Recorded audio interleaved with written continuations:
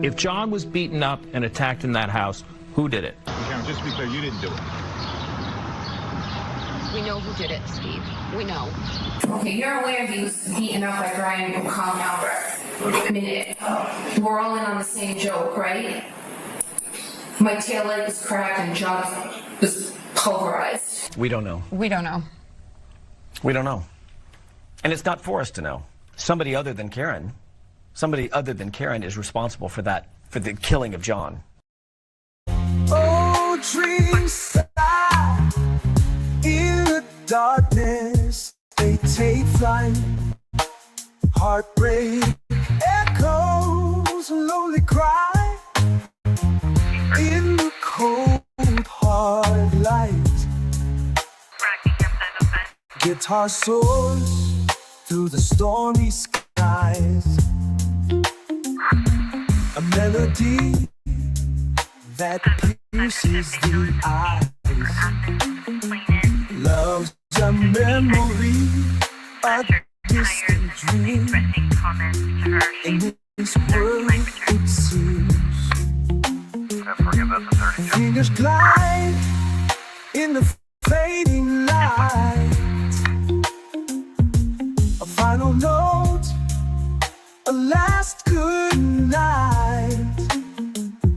Lost in the shadows, lost in time. Dreams are all we find. Oh, dreams whisper, oh, dreams sigh. In the darkness, they take flight.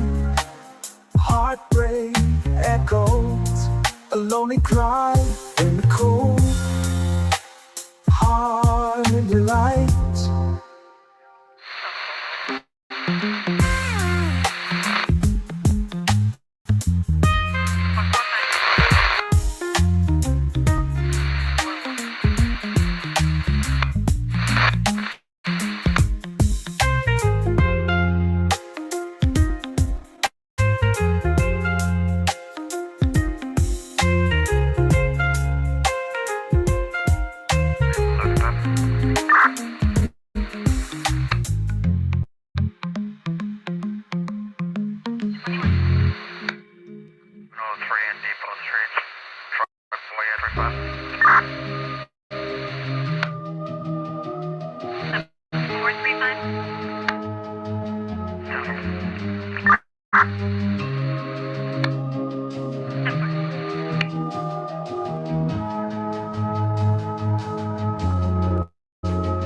In the shadows where whispers dwell, 1.3.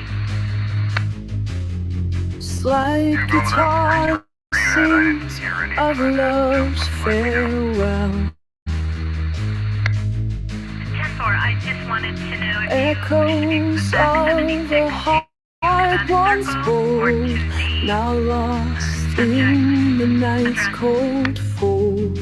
Yeah, I'll be 23 back on the Hidden deep within, tales of love that couldn't win, promises made in moonlight's glow, now broken like a shattered show. Sorrow in the guitar's cry, resilience in the sky.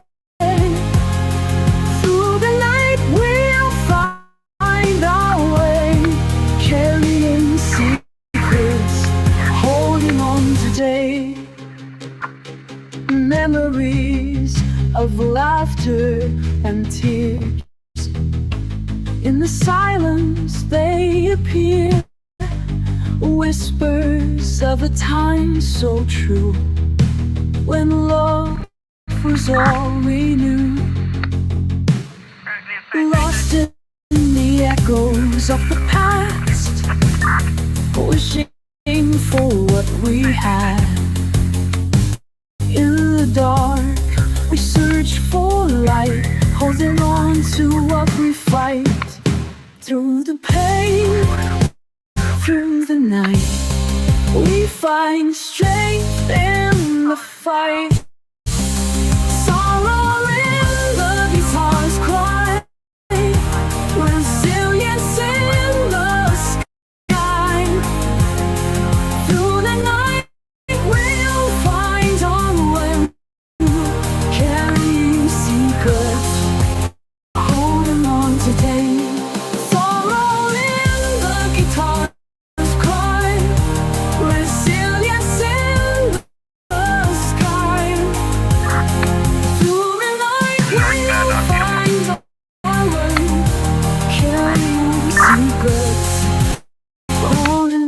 to give. 21.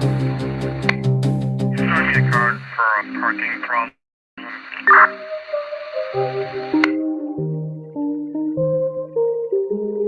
Foreigner 23. Hey guys, all right, how you doing? Let's make sure everything's technologically working. Mic's working, seems to be. All right, so today, a few things I want to go over, and I'm going to go over some clips from the Karen Reed trial. Now, one of the things, and then after that, we'll go over a little bit more on the Karina Homer case. We have some new insights and evidence on this. If I have time, I've been doing more research into the Maura Murray case, which is something I did a series on back in the fall of 2022. And then what I didn't know was that some pretty dramatic new evidence came out after I stopped working on that. Nothing to do with my work, but just coincidentally. And I don't know if we'll have time to get into that today. So we'll probably do that on the next episode. But I do want to go over stuff on the Karina Homer case and not just go over some new evidence on that, but go over my way of thinking on cases. Listen, I'm not a trained detective, right? I make no claim to be, but it just gives you some ideas about how I approach a case, what types of evidence I think is important, and how I logically proceed through it. And maybe you guys will agree with it, maybe you won't. But this is a really good case that we can kind of demonstrate that on. All right, so let's go back to the Karen Reed case, our favorite case, right? Unfortunately, we can't quite move on. But look, the reason we don't move on is because there's still so much to be learned from this. And I'm going to demonstrate that here tonight. Now, one of the things that I have always said, for people that have been with me on this channel for more than a couple of years, say, for instance, Colin Forrester and some other folks, they'll know that one of the things that I always say, is that I do not trust eyewitnesses. I don't, especially in any case that is in the limelight, that is in the media. I don't, and the more prominent it is in the media, the less I trust it. And we're going to see why here, right? We're going to look at some witnesses that the defense brought up, and we're going to see why they can't be trusted. And this is not to suggest that anybody's lying. No. It's more, when it comes to who's telling the truth, it can be more gray. It's a lie is intentional. And even that can be gray. Is there the possibility that someone is not telling the truth? They're not exactly lying, but they should know that they're not telling the truth. They should have enough self-awareness to know that something is drawing them to maybe misremember, if we're going to be kind about it. All right. So let me pull up the first one here, and I don't even remember which order I had, but we're going to go over Officer Devers. We're going to go off Officer Barrows, and we are going to go over one other one. I forget which one it is. I lined it up. All right, so let's pull up the first one here. Oh, actually, it's the other one is the... let's pull up the other one first. This is the citizen... I forget her last name, but she was known as the Greek couple, right? They were at the bar at the waterfall. And Greek names can be very complicated, so I have a tough time saying them if I don't have them to look at. All right. Oh, it didn't pull up. Hold on a second. Give me one more second.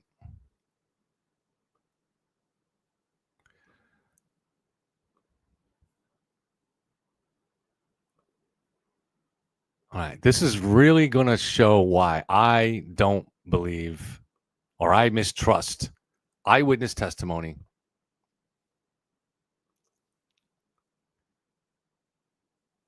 The act. All right.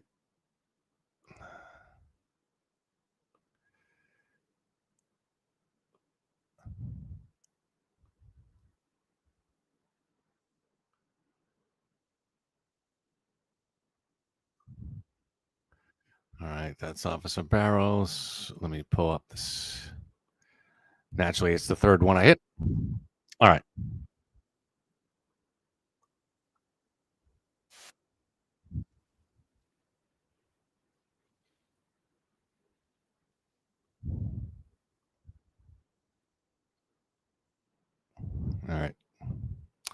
Thank you for being patient, guys. I don't have someone managing this, a tech person managing this, so I'm forced to do it live.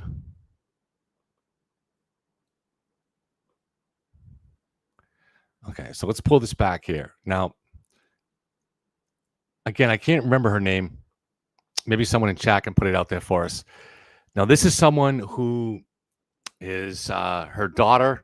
I don't know if there may be more than one kid, but at least her daughter, if not daughters or kids, go to school in Canton. They're around the same age as John's niece, so they were, at the time they were at the same age in the school at the same time, and also the same age as the McCabe kids. And remember, the Alberts have kids around this age too. Although it seems like the Albert kids maybe at least Colin Albert was older, but there were also younger kids of Chris's too. So anyways, so I forget if I had put this testimony here, but her husband coaches one of the soccer teams that one of the McCabe's girls or John's niece plays for, and Jen McCabe coaches the basketball team that one of her kids plays for. So they all have this interconnection here. And as is the tradition in Canton, these parents a lot of times like to go out and get together socially, have a few drinks, meet at a place before a kid's game. So whether it's a 7th grade, 8th grade, or a high school game, they get together. And then they go watch the game. And then maybe they get together after the game. And this was actually the occasion for everybody getting together that night that John died. They were all meeting at the waterfall because several of their kids had played in a high school basketball game. All right.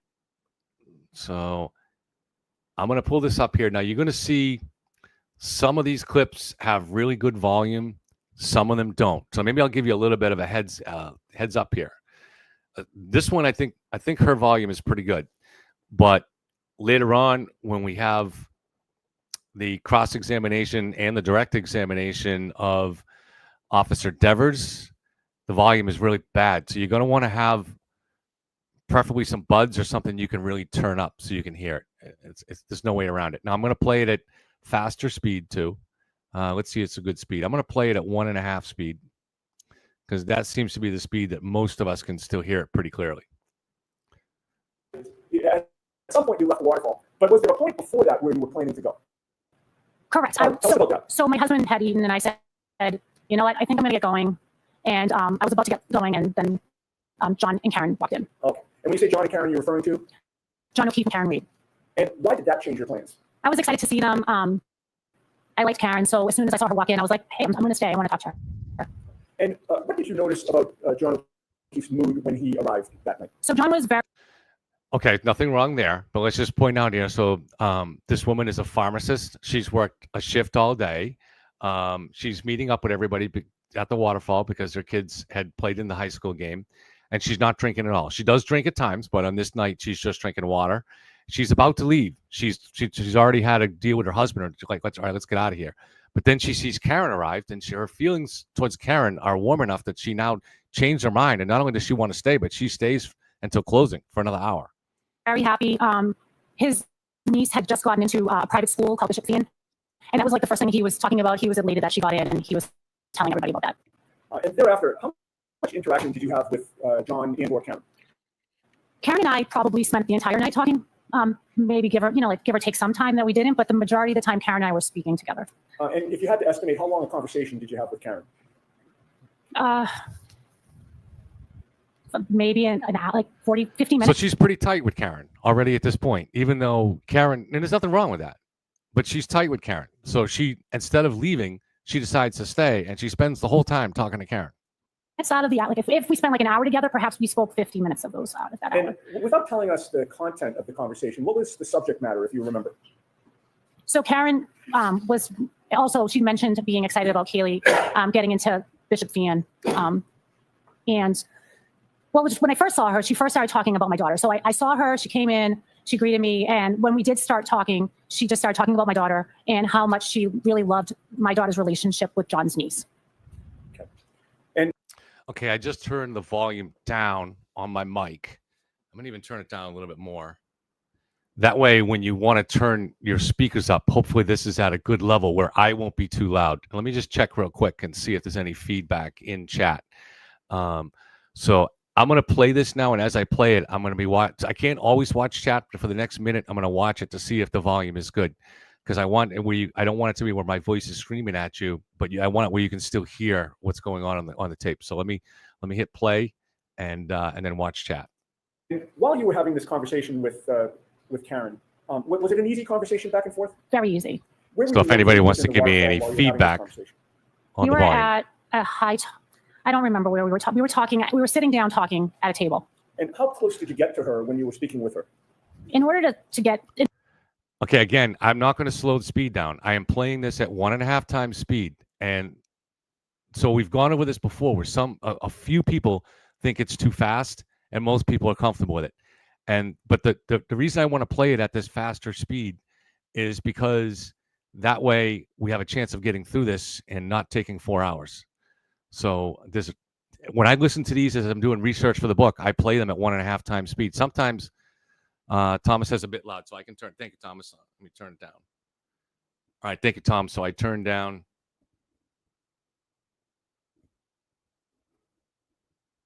And I also turn down the gain a little bit too. But so we're going to go at 1.5 speed. Hopefully you guys can hear it. If you want to go back and listen to this on your own, this is on my channel, Karen Reed Retrial, day 27. All right, let's go back to it. In order for someone to hear you, because of the band being so loud, we were probably a couple feet from each other. And in what direction were you facing when you were speaking to her? And I'm talking in relation to Karen. I don't remember if she was next to me at this point. She could have been next to me at this point. All right, and your face would have been facing where? At her. Okay, that actually was a question. I'm sorry, this is kind of a silly word talk, but I have to ask the questions this way. We were face to face. There you go. All right, so in other words, Karen was also facing you when she was Correct. You'll see Yannetti ask some weird ass questions. Correct. Did you notice what Karen was drinking? So she was drinking a drink it was a clear liquid out of a clear glass, and I assumed it to be alcohol of some sort, but I'm not sure. And while you were talking with her, can you describe, was the conversation coherent? Very coherent. Was she making sense? She was. Was she engaged in the conversation? She was. And did you make any observations regarding her sobriety? She seemed fine to me. And you're a pharmacist, correct? correct? I am a pharmacist. And you were that night? I was that night. How much interaction did you see that Karen had with John? Okay, I'm gonna say this for the last time. I'm not going to slow it down. I hope you understand. I'm going to play this at 1.5 times. And the reason is, otherwise it takes a long time to get through these. Okay, so hopefully you can kind of adjust your ear to it. As far as too loud, well, I'm not speaking at that moment. So what you're saying is too loud is actually just the video. So you can control that on your end just by turning it down. They had some interaction. And was there one specific interaction that stands out in your mind then and today? And I'm talking about a physical interaction. When they hugged at one point. Okay. And did John come over to Karen at one point and do something? See, now this is, follow this here. Maybe I'll even rewind this a little bit if I can. This shows, David Yannetti has prepared extensively with this witness who is appearing with a purpose. And that purpose is to help Karen Reed. So what they're doing, they're going to go over they've gone over the video, and David Yannetti is going to set her up here where she can say something, frankly, really bizarre. Let me just rewind it a little bit. They had some interaction. And was there one specific interaction that stands out in your mind then? See, one specific interaction that stands out in your mind. So this is the whole purpose or half the purpose of her testifying. And today. And I'm talking about a physical interaction. When they hugged at one point. Okay. And did John come over to Karen at one point and do something? He did. What did he do? See, she didn't give him the answer that he wanted initially. And now he has to ask again and try to dig a little deeper. So John went over to Karen and he gave her a kiss on the forehead. Okay. And that kiss on the forehead, why did that stand out to you? So honestly, I'd never seen something like that before, a boyfriend due to a girlfriend in public. Never saw that. So it just stood out to me. I was like, wow, that's the sweetest thing I've ever seen. Okay. This is why I do not trust eyewitnesses. This is exactly why. A kiss on the forehead from a boyfriend to his girlfriend is the sweetest thing she's ever seen. Give me a break. And I said this at the time. live right after we got to a sidebar. But this is ridiculous. A boyfriend kissing his girlfriend on the forehead is in any way unusual? No. This exactly shows the problem with this witness. She's not trying to get to the truth. She's not trying to just testify. She's trying to what she saw that night. She's trying to help Karen Read. She is part of Team Karen Read. She's on that team, and she's prepared heavily with the lawyers here. And so the lawyer is going to try to point out here, wow. So it's not enough to just show that Karen was not in some kind of a fight with John O'Keefe that night. They want to show that it's the sweetest thing she ever saw. They were all lovey-dovey. Everything was great. And it's suspicious. There's no reason that this witness would ever find that unusual or why she would say that. I doubt that I'm sure that she didn't. At the time, she really thought that was the sweetest thing she ever saw. That's bullshit. That's bullshit. She never saw it. She never thought. She never had that feeling. She never had that reaction. She's just part of Team Karen, and they're trying to invent something here.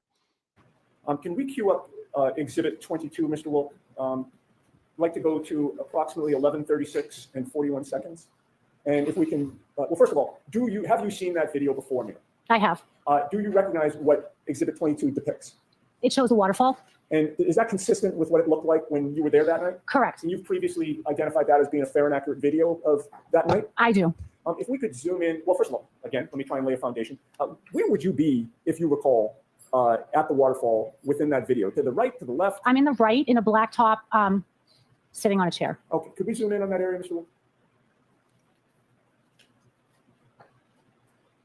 Okay, we've zoomed in. Do you see yourself? I do. And where are you seated? So there's a white jacket on the back of a chair. That's me.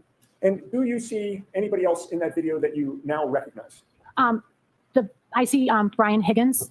Okay, and when you say Brian Higgins, is that somebody that you had known prior to that night? I did not know Brian. He was one of the people you were introduced to? Correct. And you since have learned, put the face to the body, or I'm sorry, I should say the name to the body or the name to the face? Correct. All right. And where do you see Brian Higgins? He has like an emblem on the back of like a sweatshirt. All right, so his back is to the camera? Correct.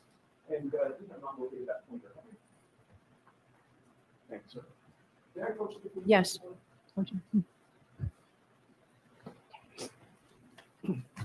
Now, if you can, ma'am, would you please use that pointer to show where you are first? That's me. Okay. And Brian Higgins? That's him. All right. Do you recognize at this? Now, I'm not sure I'm going to play all of this here. There's one more part I want to get to that's a few minutes into this video, but know where she's sitting.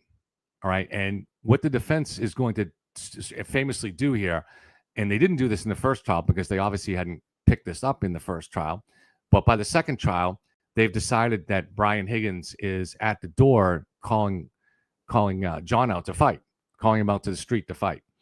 But notice, remember where this witness is sitting right now. She's facing that, and they're going to bring it up here. But what they don't ask her is, do you remember Brian Higgins calling out John to fight? And she's in the, and she, because she obviously doesn't. That's why they don't ask it. And she's in the perfect position to see, as we'll see. So let me try to fast forward a little bit more.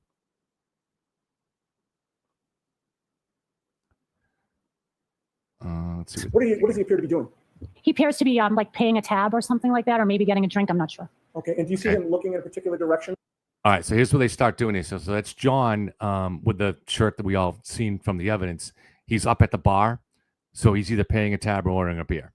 And the door is going to be to the left. Right now? He looks to be looking over his left.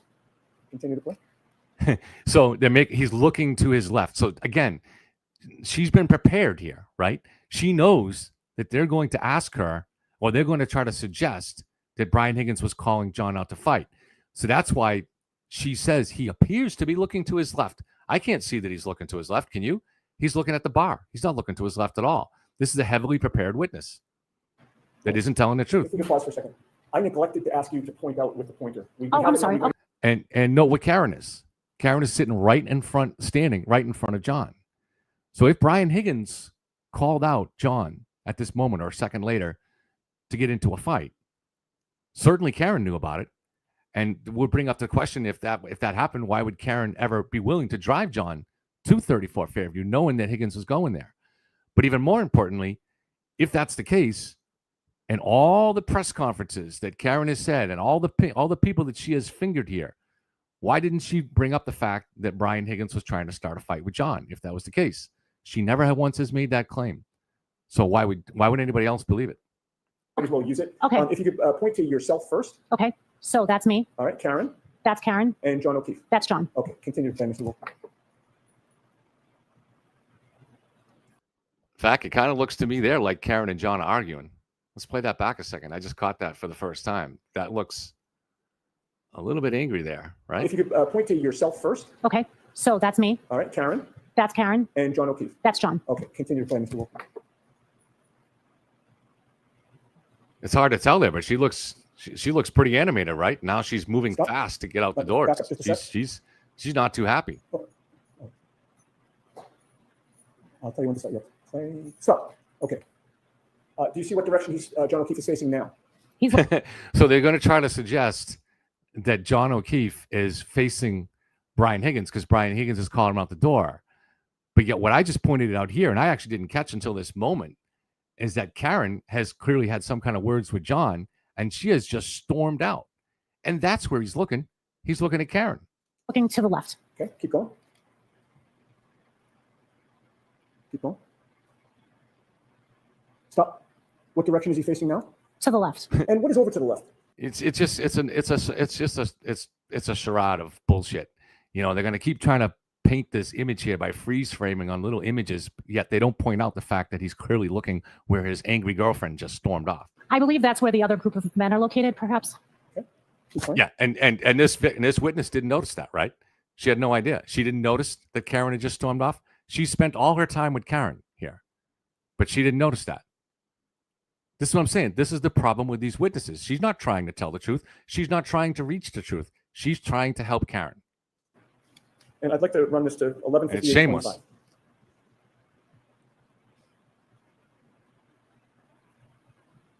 Stop. At this point, his whole body is turned to the left, correct? Yeah, it's turned to the left, facing the direction where his girlfriend just stormed off. A girlfriend who would minutes later kill him. Correct. And he appears to be facing where the other group of men were? I'm sorry, repeat that? He appears to be facing in the direction of where the other group of men were? Correct. Continue to play, all through until 11:58:25. Okay, that's perfect. Now, keeping the video up, I'd like to now scroll over to the left side of the screen, and we're going to start that at 11:57:42, the same approximate time we started the previous discussion.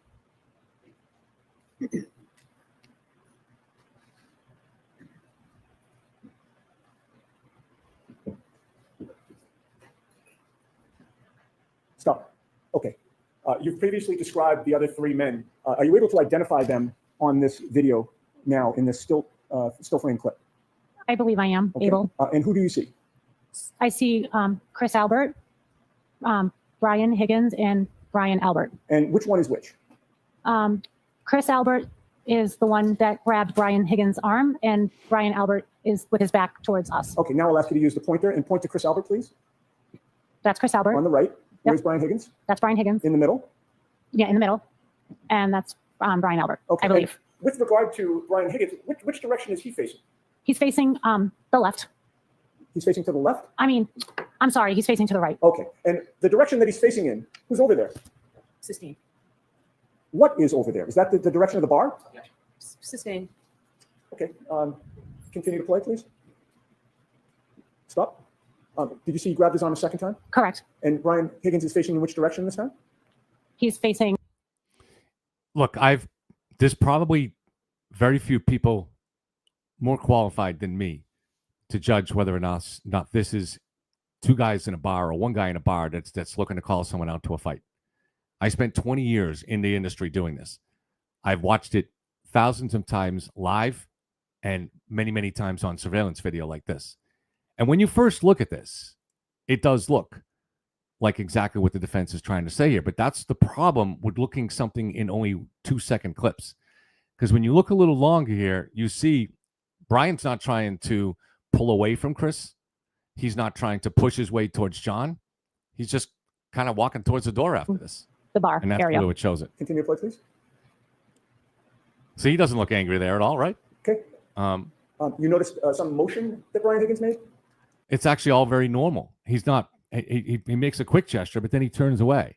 This is called deception.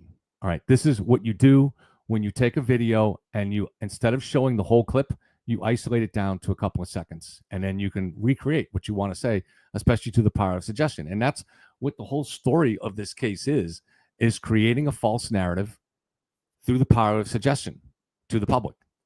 That's all they've been doing for 2 years. Back it up for a second, Mr. Wolf, please.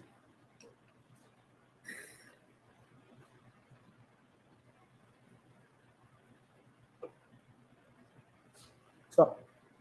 Did you see a motion? He put his left arm up. Okay. Appeared to be summoning somebody. Sustained. Continue to play. I'm sorry, Your Honor. Continue to play. I'll bear that in mind.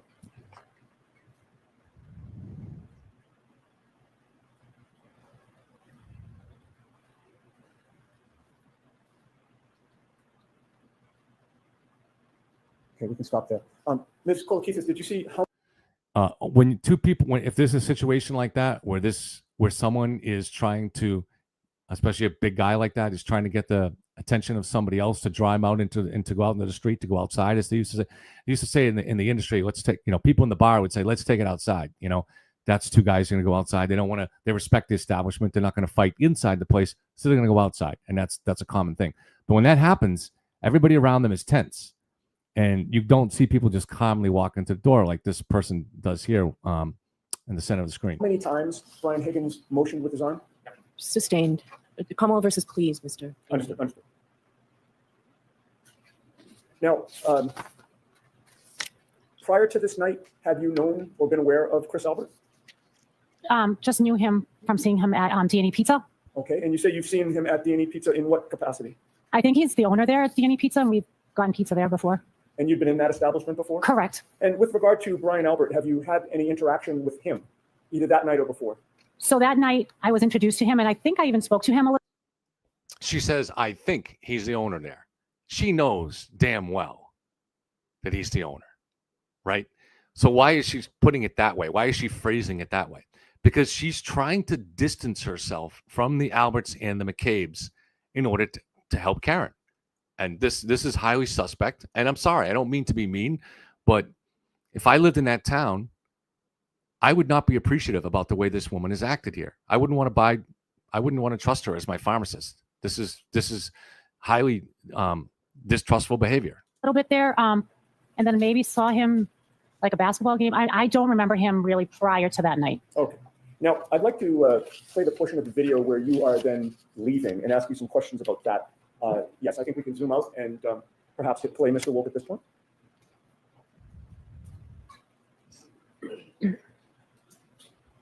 And pause for a sec. If you could use the pointer and just point out again where you are at this point. That is me. All right. And are you able to see Karen at that point? She's right there. Okay. And what about Jen McCabe? Are you able to see her at that point?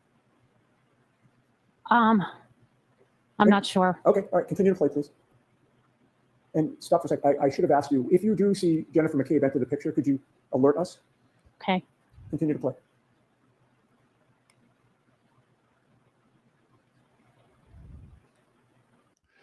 By the way, that's a pretty clever trick by Yannetti there. He knows exactly when Jen McCabe is going to appear, and he's gone over this video with this witness. But by saying, if you see Jen McCabe, point that out to us, what he's really doing is calling attention to the jury to Jen McCabe. He's telling the jury, that's our suspect here. This is our villain. Take note. Please watch her. That's what he's doing. It's a clever trick.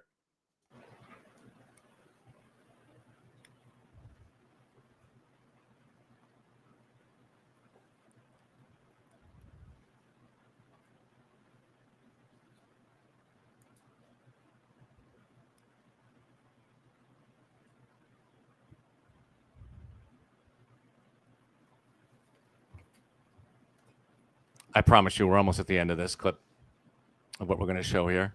But it's important, the next piece that comes. And again, it'll go right to the heart of why I don't trust these witnesses and why I just generally don't trust witnesses in a lot of these cases.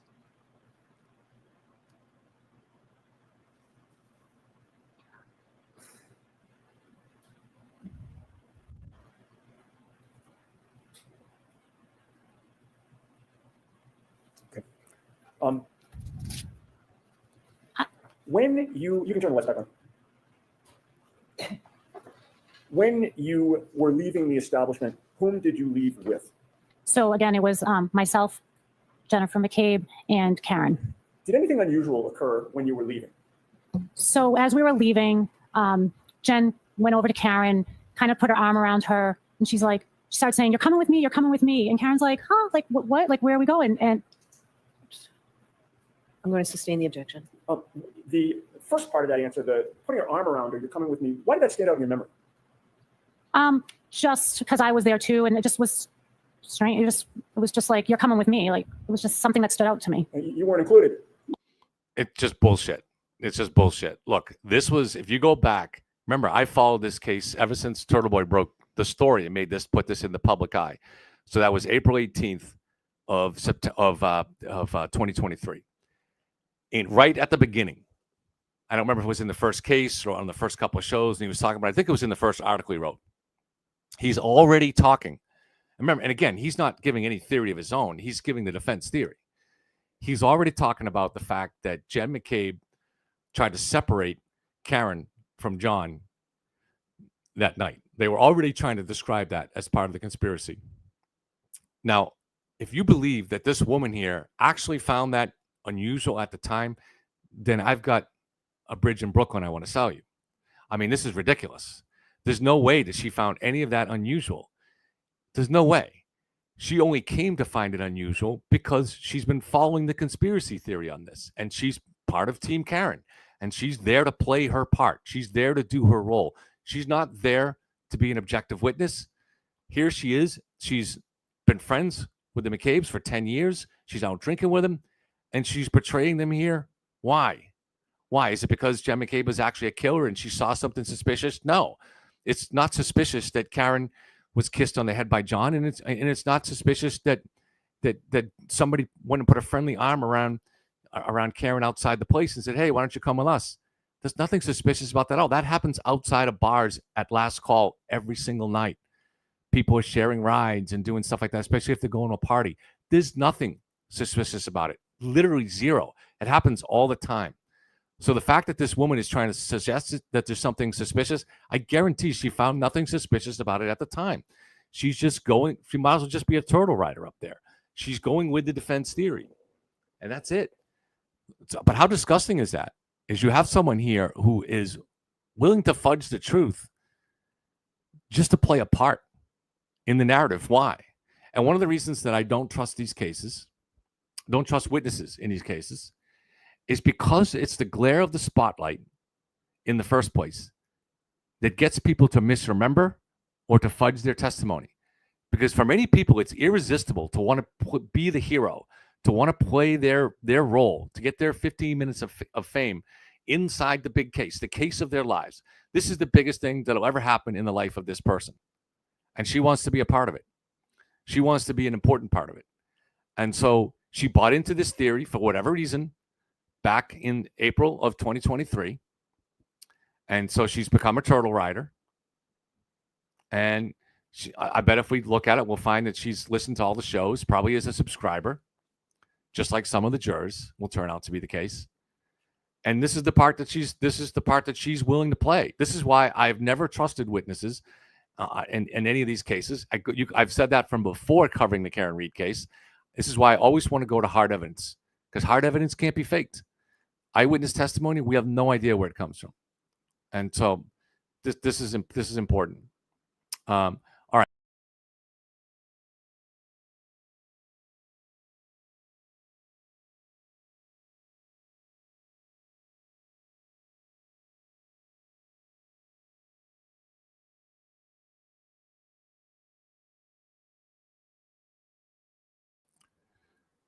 Okay, sorry, guys, I hit the wrong button. Let's go to the next. Let's see if I can get this up here. Give me a second. It's making me do this the hard way every time for some reason. I only have 3 clips on here. This next one will either be Officer Barrows or Officer Devers.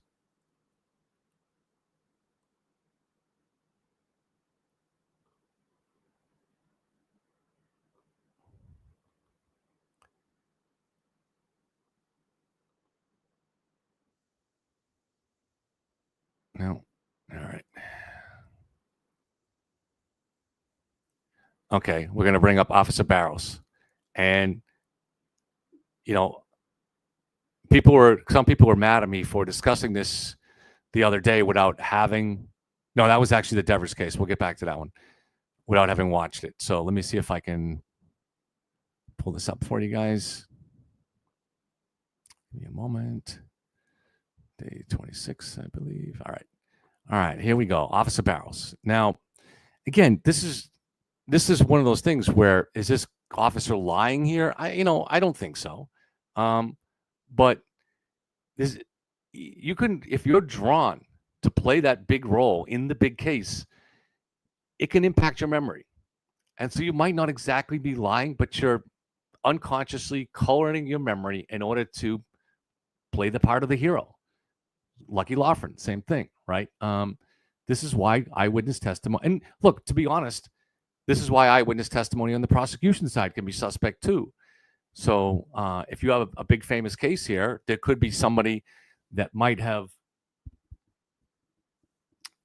Hold on one second. I'm missing a piece of my mic.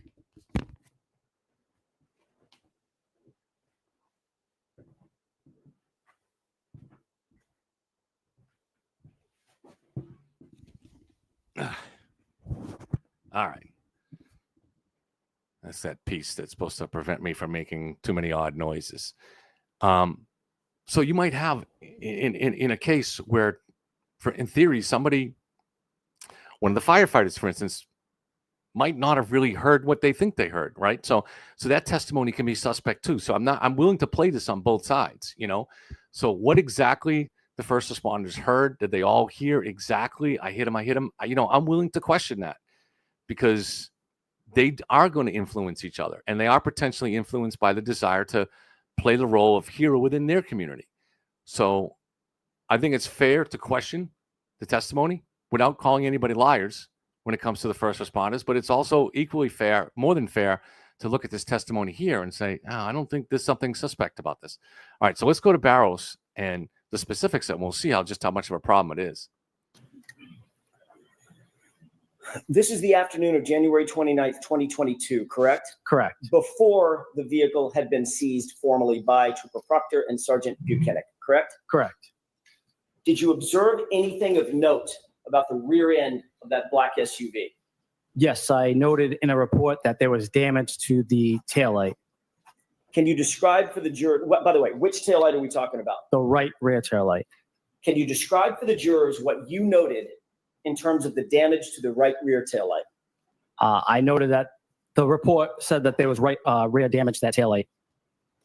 When you say damage, have you ever described that damage previously? I have. Can you tell us what that description is? There was, it was damaged. The taillight was damaged, but there was a crack missing, but it was not completely damaged. When you say there was a crack, you mean there was a piece missing? A piece was missing. Can you describe for the jurors kind of what that piece looked like, how big it was, how small, shape, as you call it? The piece was about maybe this big. Is that maybe the size of a dollar bill, maybe 6 inches? 6 inches. And how wide? All right, so this is what they're going to have a problem here. Now, one of the strange things, there's a couple of strange things that happen with Officer Barrows' testimony.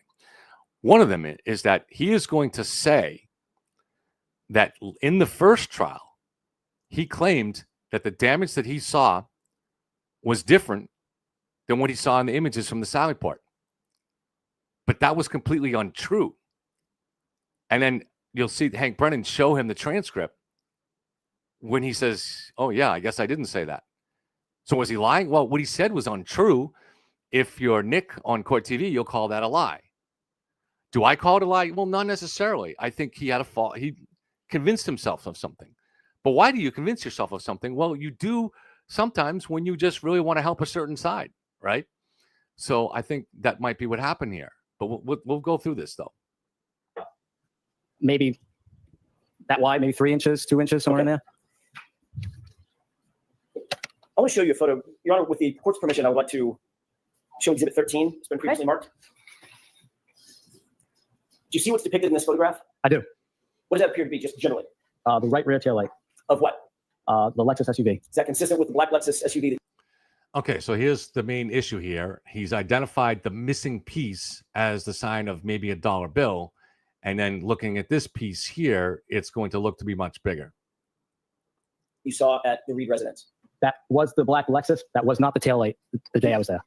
Can you do me a favor, Mr. Wolk, with the court's So see, he wasn't even asked the question, and he's ready to jump all over it and say, that's not what I saw. So he's very eager to help the defense for some reason. permission? Can we zoom in on the right rear taillight, please? Okay. Do you see the condition of that taillight as it's depicted in this photo?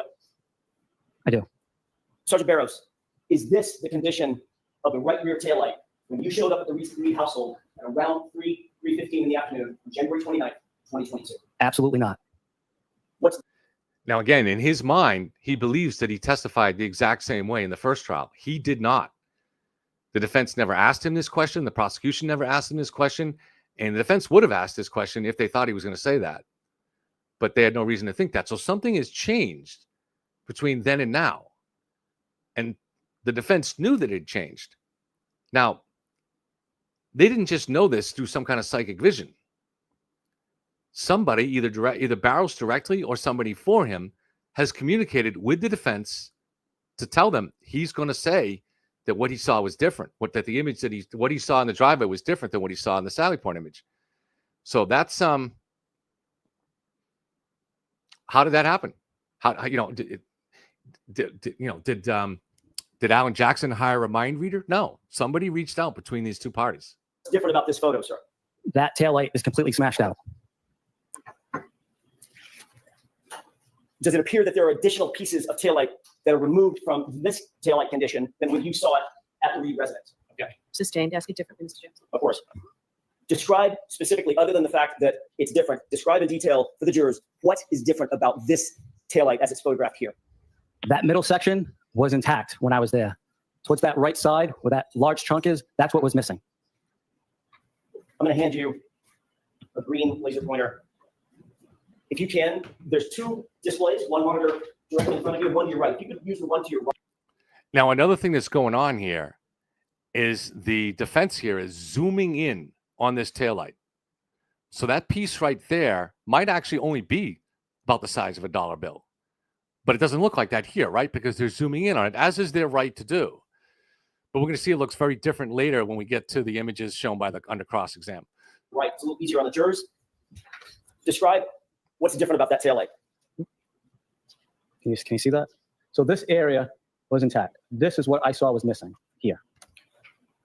May I approach? Yes.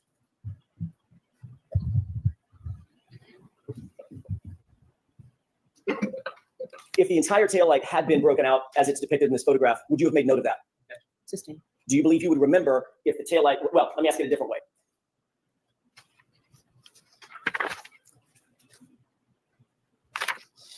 The piece that you saw missing, but not completely damaged, is the reason that you use the phrase not completely damaged to highlight the fact that there was still more taillight attached to the vehicle that is depicted in this photo. Sustained. We can take this down. As you sit here, He's going to try to get him to put. Alan Jackson is going to try to put words in his mouth, and it might work. I forget. We'll go over this in a second. But when Officer Barrows said not completely damaged, what he's looking at is the long piece of taillight to the left of the corner that is not actually damaged at all. That's why he would have said that. Here and recall back to that your observations, and you observed this for over the course of how long would you say? How many minutes? Probably 20 minutes or so. You actually wrote a report about this, correct? Correct. And you documented your observations, correct? Correct. In your documented observations, did you use the phrase cracks but not completely damaged? I did not. Sustained. You've testified previously? I have. About a year ago? Yes. Did you use the phrase cracked but not completely damaged then? The objection sustained, Mr. Jackson. Ultimately, was the black Lexus SUV towed and cleared from the scene? It was. Is it your responsibility or part of your responsibility to log the time that things like this happen? Like, for instance, the SUV is taken away? When I cleared from the scene, yes. What time was that when you cleared the scene? I believe it was 4:17 p.m. Move forward a little bit.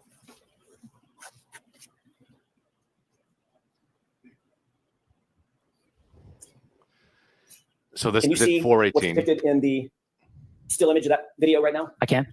I'm going to ask you if you'll turn to your right, concentrate on this area. This area here.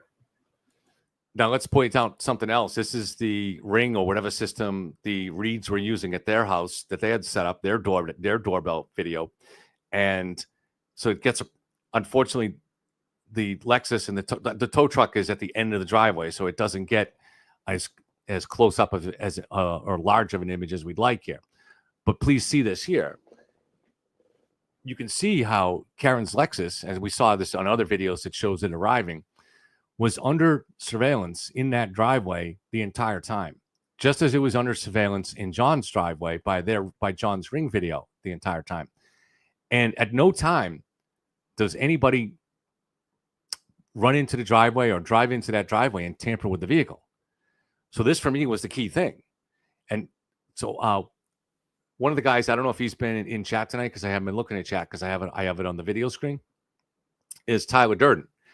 Now, Tyler Durden in there had sent me a respectful message a few days ago asking me to look at a certain expert on one of the YouTube channels that I guess was going to discuss how flawed this police investigation was. And I said, I'm going to look at it, but on one condition. You have to answer me how it was possible within the timeline that Lexus could have been tampered with.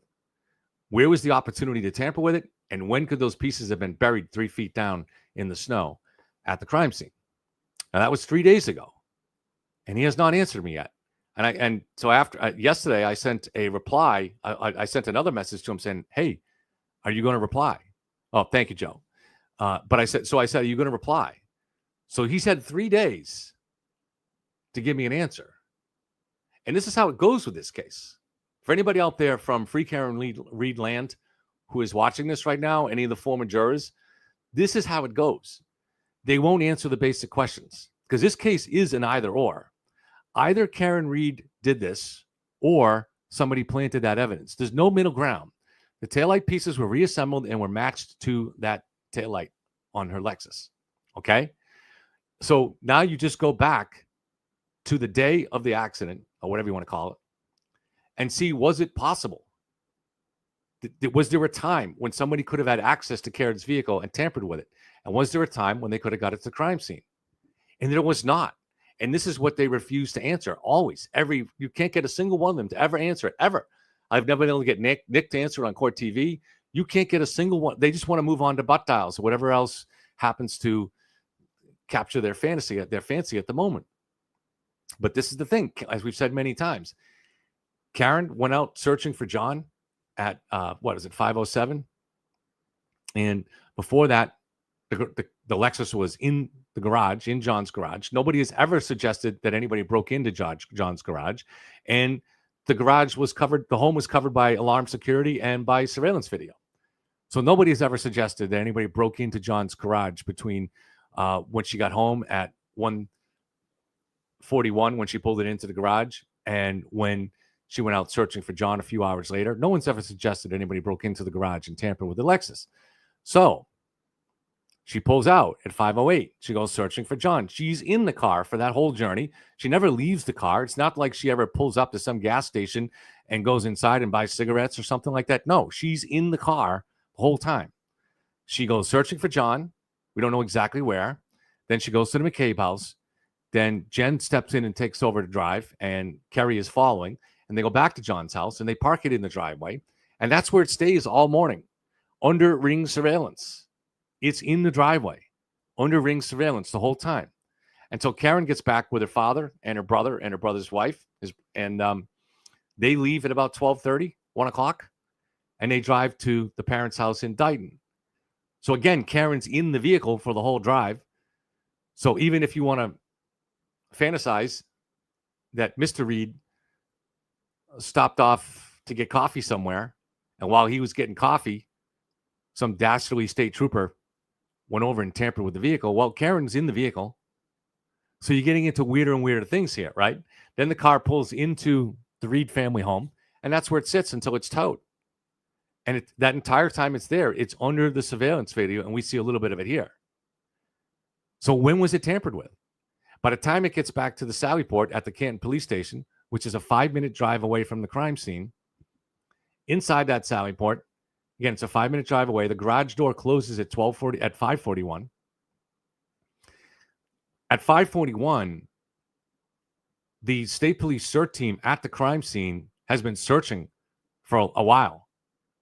in a tiny, tiny area the size of 2 parking spaces. They arrived a little before 5. Lieutenant O'Hara arrived a little bit before 5. That's the head of the CERT team. Lieutenant Tully was there. A WBZ news truck was there filming. Okay. They found the corner piece. This is the main piece here, the corner piece at 5:45. And again, the Sallyport garage door closed at 5:41, and it's a 5-minute drive away. And all those troopers, the 7-man CERT team, are shoveling out an area the size of 2 parking spaces. They're shoulder to shoulder. And those taillight pieces that they found that night were all found at street level, under 3 feet of snow. 3 feet of snow. Why was it 3 feet of snow? Because at that spot was where the plow drift, the plow mound was, the plow bank. So Lieutenant Tully described how they went through 2 feet of softer snow and then went through the harder snow of the plow bank. And that's where they found it. So there's no opportunity here for anybody to go to that crime scene and bury those pieces down there. There wasn't time from when the Lexus returned to the Sallyport. There just wasn't time. And so you can explain this in 2 minutes. Sorry, I was a little long-winded there. Maybe it took me 5 minutes, right? But I could explain that in 2 minutes if I had to. Probably explain it in a minute if I had to. But they don't listen. You cannot get them to listen. It's like having a kid, a hyperactive kid, right? Do they still use that term anymore?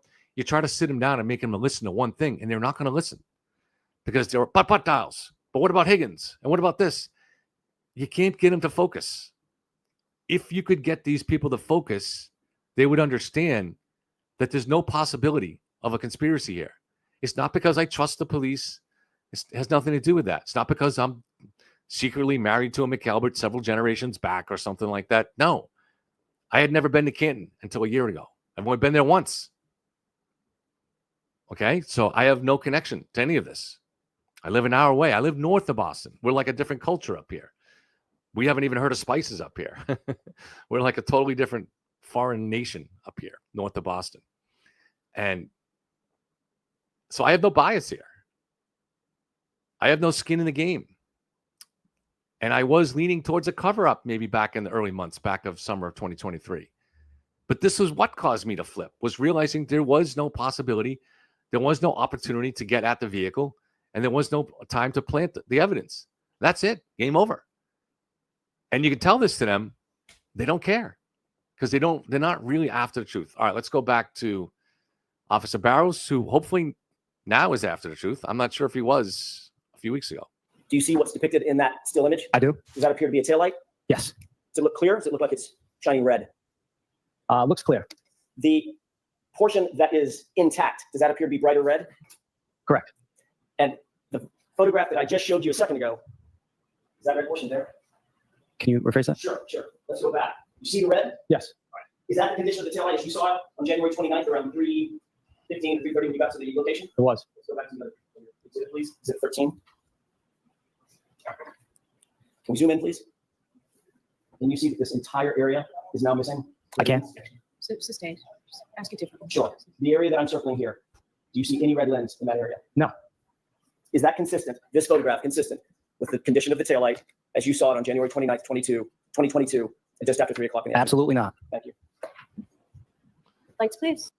So again, if nothing else, we can see with the way that he keeps saying absolutely not. This guy is a believer. He believes there's a conspiracy. Now, there's no crime in that. I'm not saying, maybe he was just honestly convinced. But something changed between the first trial and this trial. And the odd thing is he doesn't know that it changed. He thinks that this is what he thought a year ago. That's really bizarre.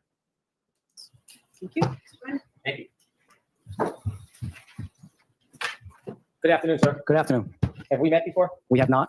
Do you still work in Guyton? I do. At the time you went to the lead residence, you did not know the occupants? I did not. Since then, have you ever met or spoke to William Reed? Nope. Or the defendant? Nope. When you went there that day, it was at the request of the state police? Correct. When they asked you to come, it's a typical procedure for one law enforcement agency to contact local law enforcement agency?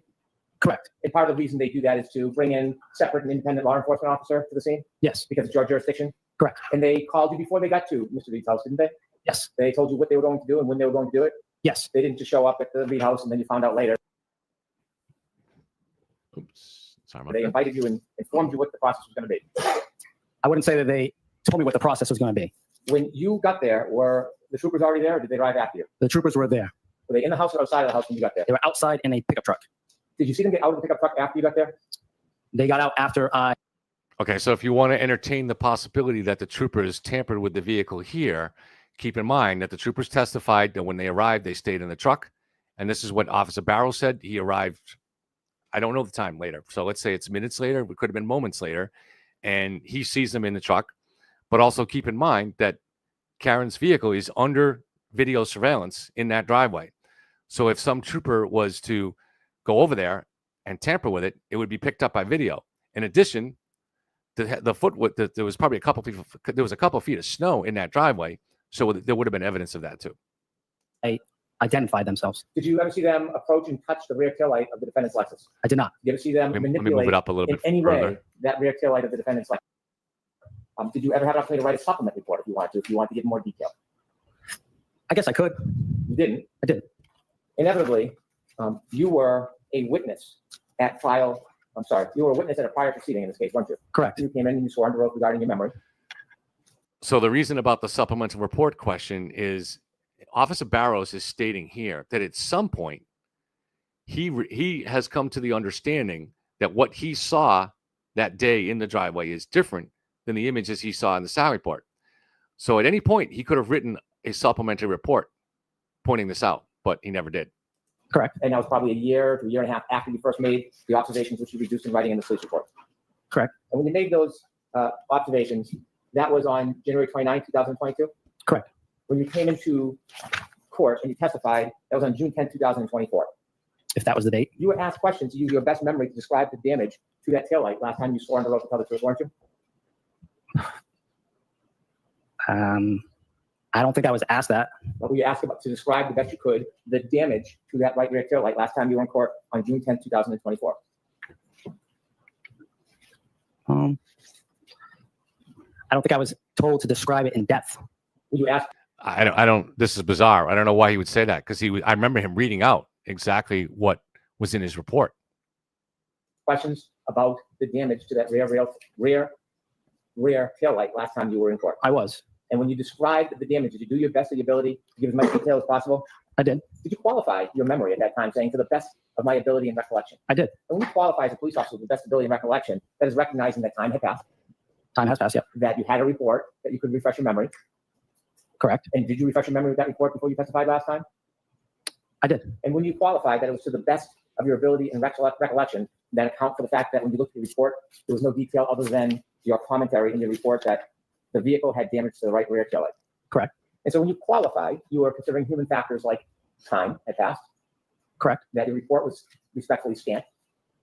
Correct. But you had heard a lot about this case since that point, hadn't you? Correct. And so considering your memory in June of 2024, when you qualified your answer, was it considering all of those different factors that had passed in between that time? Can you rephrase that? Yes. When you decided to qualify your answer and you said to the best ability and recollection, and then you went on to describe what you remember from the break of the taillight, the reason why you used that qualification for the best ability and recollection is it because of those human factors that had passed?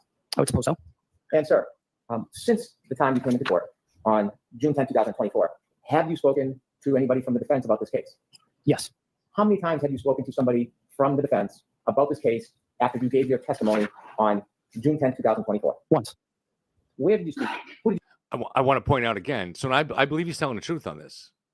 But why did the defense call him in? And we're going to see here that we can probably move past this, but he went all the way to the Omni Hotel in the Seaport, where Karen's headquarters is, and where Karen, for some reason, chooses to sleep every night. Very expensive hotel, and so he chose to drive there to meet with the defense. But the question I have is, why did the defense even call him to drive there and meet with them? Did they must have had some reason to believe that Officer Barrows had concluded that the image that he saw of the Sally Port was different than what he remembered seeing in the driveway that morning. So there had to have been some level of communication, whether it's Officer Barrows reaching out to a Free Karen Reed person or a Turtle person and saying, that's not what I saw. They had some reason to want him to go there. and he's a defense witness. Okay, so he's being called to the stand by the defense. How did they come up with that reason? There had to have been some level of communication. Did you speak to Attorney Jackson, Did you speak to him in person or on the phone? in person, Okay, go. Okay. You're not hesitating, are you? No. Where did you speak to him in person? at his hotel. How did you know where Attorney Jackson was staying? He told me. Did you find it odd to go visit an attorney at their hotel and talk about a case?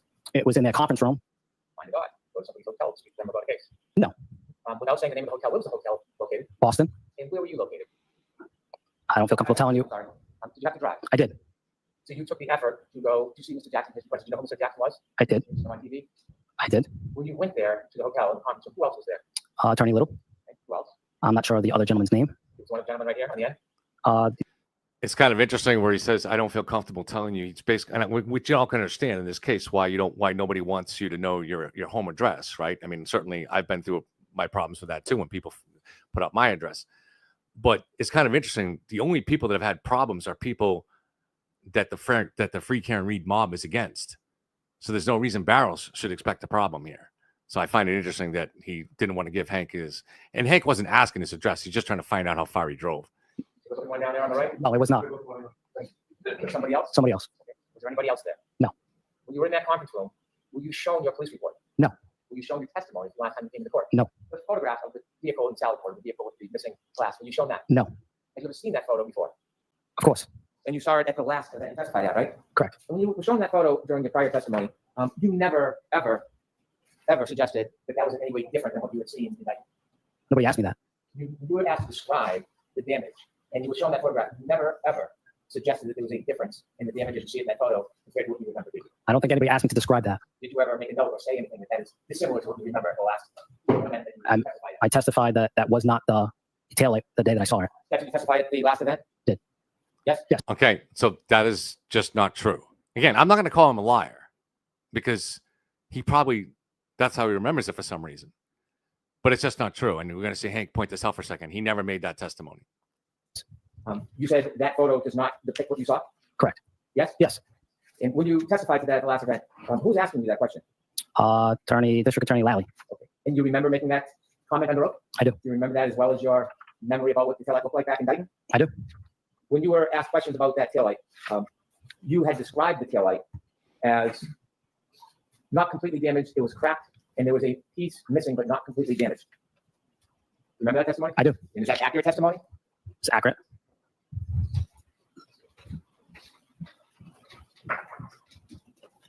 So in your memory, in June 10, 2024, was that vehicle's rear taillight had a piece missing, correct? Correct. You said that your memory about the damage to the taillight, as you recall it when you were in Dayton back on January 29, 2022, you said your memory is as good as your memory that you said in court there was a difference between that photo and the damage, right? Right.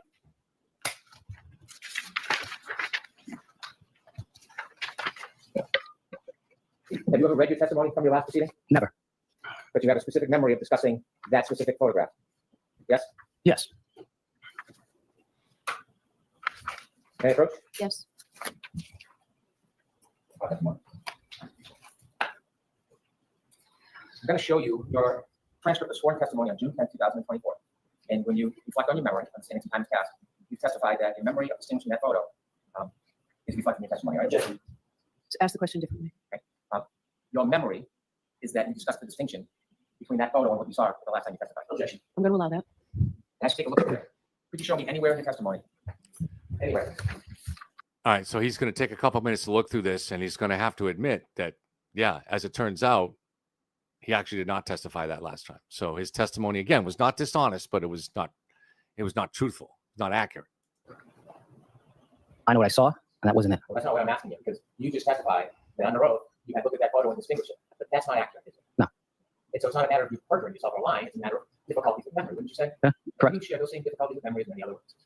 Objection. Sustained. You have, as is human nature, difficulties with memory at times, correct? Correct. And so that very certain memory you had about your testimony last year, you're going to say that never happened. Correct. You were simply mistaken, aren't you? He says correct. Now, see, again, it's does a jury absorb that? Probably not. It's difficult because it's not brought out with a dramatic emphasis, which is very difficult to do. very difficult to do. And Hank generally does a good job doing that, but it's just really hard. If the witness is going to be soft-spoken like that, or it's difficult. But this witness did just admit that correct, what he had testified to was wrong. All right, let me go to one last part of this here.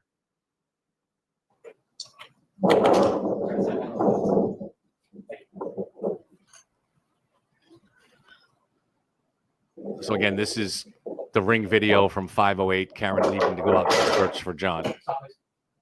You see that white part on the back of the right belly? Objection. I'm going to allow it. See that? Sir? Can you zoom in a little bit more? I can. Can or cannot? I can. You can't see it in hand? Yes. Thank you. Continue. Go. Bring it back. Back one. Hold it right there. Zoom, please. You see, sir? All right, so this is at 508. And this is the problem with these images. So, and I guess in theory, both sides can play the game, but certainly it's the defense has played the game, which is understandable. They're going to do that, but they're going to freeze frame on a certain image that makes it seem like the missing piece was small or was minimized here.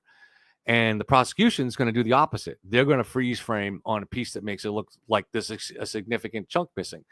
And so when you look at this piece here, it looks like there's a significant chunk missing. So the question is not whether necessarily one side is right or wrong. They're both going to play that game on that. The question is why did this witness decide, why did he decide before this testimony in this second trial what images to look at? What websites did he go to? Because clearly he's unless it was just a matter of he reached out to Karen and her team spent a lot of time with him, but they claim they only met once. So I think what happened here is most likely is this guy spent a lot of time, as a lot of people did, following social media after the trial. And the majority of the channels covering this case and the majority of the posts on Twitter were done by people that were on the side of the defense. So they were more apt to highlight images that were pro-defense, just like Alan Jackson would highlight here. And so he's probably seeing this for the first time. But why is that? It's just it's a problem with the media and it's a problem with social media. So I can see that. Is that consistent with the damage that you saw when you looked at that Lexus in Dighton hours later? Consistent. All right. So he just said there that what he saw there at 5:08, just a few hours after John was struck, that image is consistent with what he saw later in the day in the driveway at Dighton. Okay, so this is something in free Karen Reed land that nobody admits or even seems to recognize. But Officer Barrows testified under cross-examination that what he saw in the driveway at 3:30, 4 o'clock in the afternoon was very similar to what we see in the driveway at 5:08. That's something that, Sean McDonough, if you're checking this out, right? Did you notice this? Because I try to stay on civil terms with Sean. And so he sends me texts during the moment, but he doesn't seem to notice things like this. So I'm asking you politely, Sean, did you notice that Officer Barrows corrected his testimony and said that what he saw in the driveway personally in Dighton that afternoon, late in the afternoon, was the same as what we see in the 508 video? Do you recognize that? Can we go to Exhibit 10, please? And before you show it, I have a couple questions. This was a snowstorm, kind of like a blizzard that day? Yes. And when you got to the driveway, it had not been shoveled or plowed? Correct. There was quite a bit of snow accumulating ongoing? Yes. And there was snow coming down on top of everything, the ground, the streets, the cars, correct? Correct. And snow was accumulating, you notice, on cars and packing on cars? Yes. When you looked at this house, when you looked at the defendant's Lexus in Dighton, you didn't go over and scoop out any of the snow that was in that broken taillight, did you? I did not. You didn't try to remove any snow off it or that was accumulated inside of it? I did not. And the snow there was snow packed on that car, wasn't there? There was. There was snow packed around the light, wasn't it? There was. And would you agree with? Okay, so see, this is a great point by Hank, and what he's saying, and this is just common sense, but it's important that he pointed it out. And, there's reasons to question whether the prosecutor last year would have pointed it out. But he's not going to touch the evidence, so he's not going to touch the Lexus when he's in the driveway, Officer Barrows, that morning. And the inside of the housing there, which is exposed because the outer piece has been knocked off, is going to be packed with snow. And there's going to be snow packed all around it. And that's going to change. So what is he's not going to get a very accurate image or memory about what he saw there. And so really, for anybody watching this objectively, Hank completely had this witness corrected on cross-examination. But it comes across, because Officer Barrows was kind of soft-spoken, it doesn't really come through in that dramatic TV moment. Did you order the code red? You're damn right I did. It doesn't come through like that. And it's very, very difficult for a trial lawyer to get that out. In the course of a long trial, there were moments when Hank did get that out, but it's hard to get it out every time you want to. The snow, since you didn't tamper with it or try to remove anything, that could impede your ability to accurately observe the depth of the damage. Do you agree with that? I would. If we could have exhibit 10, please. And so Officer Barrows just admitted there that snow packed in and around the taillight would have impacted his ability to see how large the piece was that was missing. Does that appear to be the same Lexus you looked at when it was in Dayton? And it's a far view, so I don't want you to guess if you're not sure you can tell me. I wouldn't be able to tell you. I can't. Exhibit 11. Can you take a look to the right? You see that right taillight, the white part? I can. Missing, yes? Looks like snow is packed on it. Does it look like there's a right taillight there? Does not.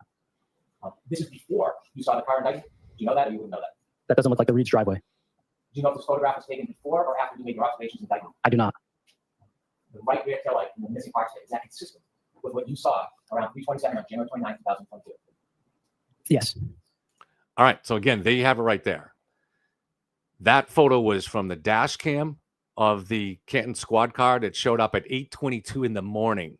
So hours before Officer Barrows was at the scene in Dayton, hours before. And he just testified that what he saw in the driveway in Dayton was the same as what he saw here, or at least very more or less the same, similar, and consistent with, I think is the way they put it. And he even correctly mentions, as Hank points out, the snow that's packed in there. So this is it. For anybody that really watches this testimony and actually watches the whole testimony, including the cross-examination of Officer Barrows does not at all further the idea of a conspiracy at all.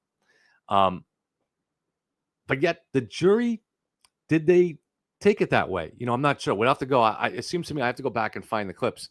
But if there's a clip of a juror discussing Officer Barrows, it's not exactly clear if they absorbed the point that they needed to. All right, so I want to go to one more, and this is Officer Devers. And what you had earlier thought was true. All right, let's see if this is still showing for you guys. All right, good. All right. Now, Officer Devers, for those who missed this day, it was at the time a Canton police officer, young Canton cop. And shortly after the John O'Keefe case, the death of John O'Keefe, Officer Devers left and became a Boston cop. And she's a reluctant witness here. She's hostile. She does not want to testify to help the defense.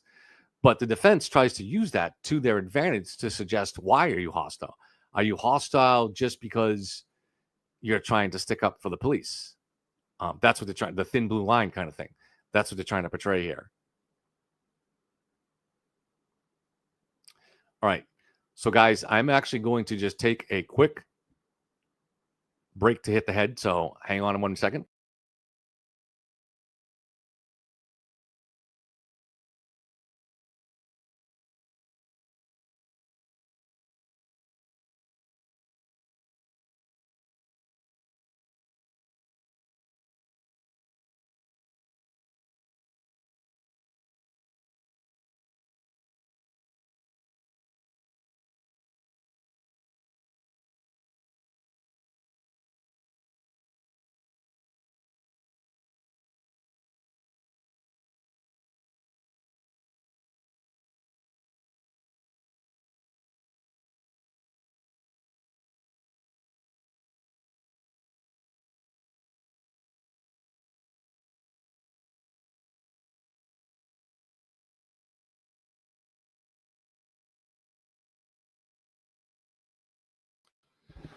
All right. Thank you for waiting, guys. All right. So this is Officer Devers. And so the question that I was asking on the last show was, what was the evidence that she could not have seen the Lexus in the garage that day? Excuse me. And so we're going to see the answer here. And I highlighted them both. And we'll see if the answer satisfies people.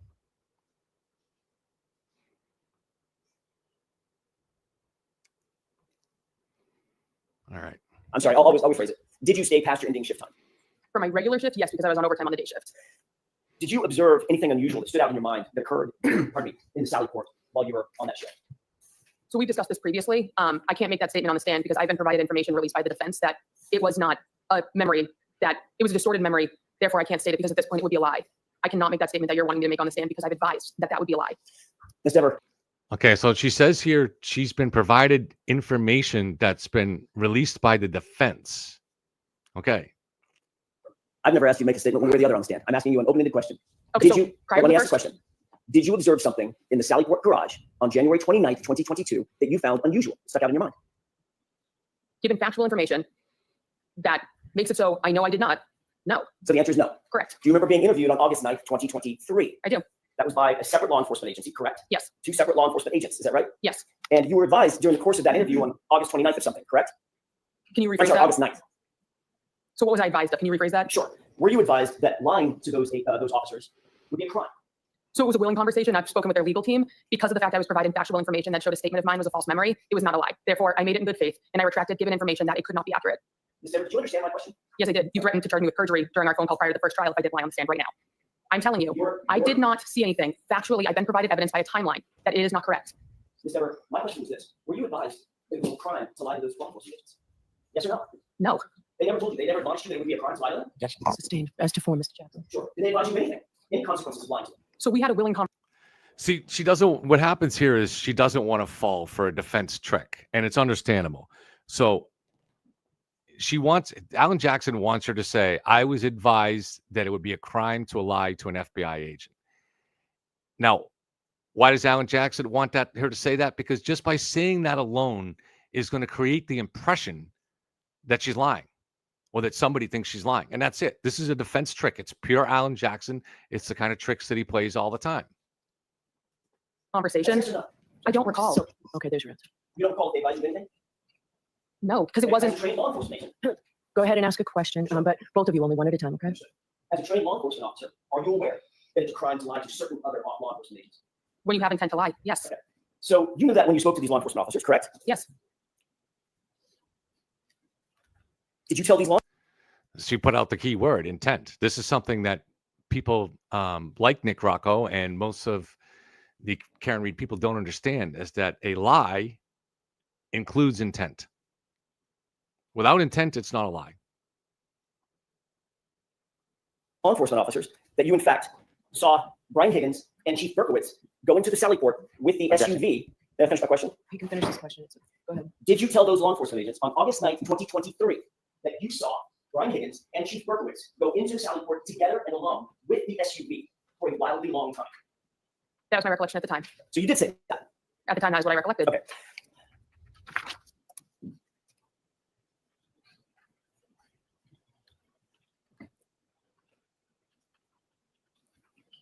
Did you indicate that you noted? See, it's all a game here. It's all a game. It's all a game that has no intention of getting to the truth. And look at that smirk on Karen's face. She doesn't care about the truth either. See, what they ultimately determined here was that Officer Devers here, her shift ended. She took a second shift, an overtime shift, because of the situation that was going on. And that shift ended at 3:45. And she was presented with evidence at some point. It's never made clear. I listened to the whole testimony today. I'll fast forward to the part with Hank Brennan too. And it's never really made clear who gave her that evidence or what the evidence was. But the evidence that was given to her that's not in dispute by the defense is that her shift ended at 3:45 and she was gone from the building for that day. So the Lexus didn't arrive until 5:36. So she could never have seen the Lexus inside the Sally Port that day. Now, she might have been there the next day at work. The Lexus was there for a few days. But the only time that it could have been tampered with in order to get the pieces at the crime scene in time for the CERT team to find it would have been that day. And look at that smirk on Karen Reed. This is someone who just doesn't give a shit about the truth, doesn't give a shit about who she hurts. Look at that. That is just an evil smirk there. I mean, because Karen Reed knows, she's a smart woman. She knows the evidence here. She knows everything that Devers is going to talk about. So she knows fully well what Devers is saying here. And they're trying to they're trying to present this trick because they know at some point, Officer Devers did tell the FBI that she remembered seeing through the surveillance camera Officer Brian Higgins and Chief Berkowitz in the Sallyport with the Lexus for a weirdly long time. Now, either Devers imagined that or she just got the days mixed up. And it could have been just a matter of getting the days mixed up because, like I said, the Lexus was there for a few days. Is it possible that the next day Chief Higgins was in the Sallyport with Brian Higgins? It's very possible. It's very possible. Is that suspicious? Well, I mean, they probably shouldn't have been there. But at the same time, it doesn't really prove the conspiracy because you have to prove that it was tampered with that the same day. Let me have just one, Your Honor. Sure.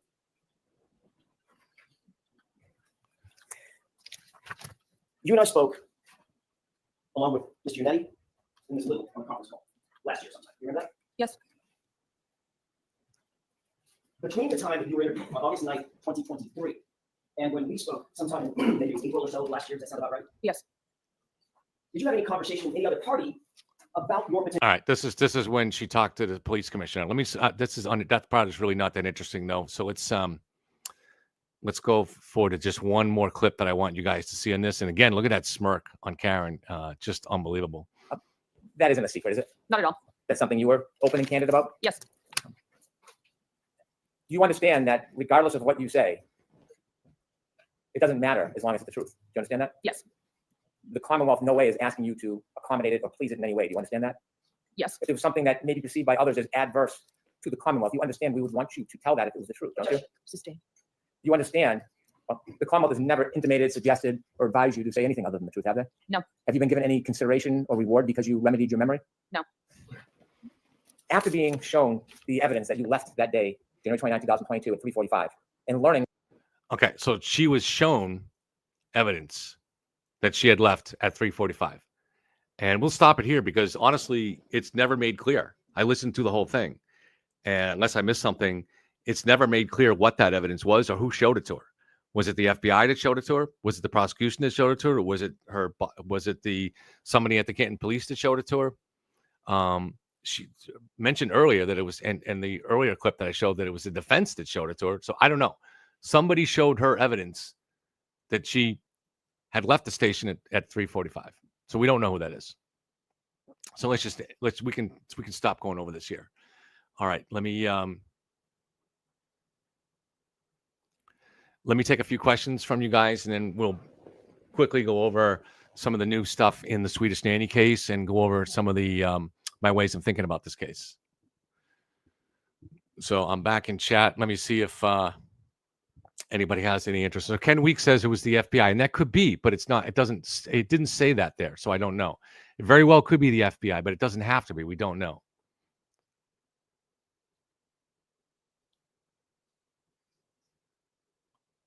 All right, so someone says, Kevin, why don't you report on the shooting that's actually happening right now? So I have no idea what you're talking about, and I'm not really sure why you would think I would know about it since I'm live doing my own show on the air. How would I know about something else that's breaking news? Do you think that I'm watching TV while I'm talking to you guys? That would not be very nice, would it?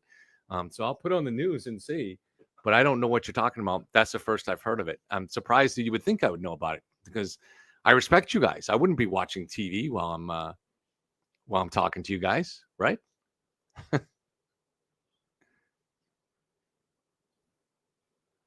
All right, I went to channel 5. There's nothing going on there. Let me go to CNN.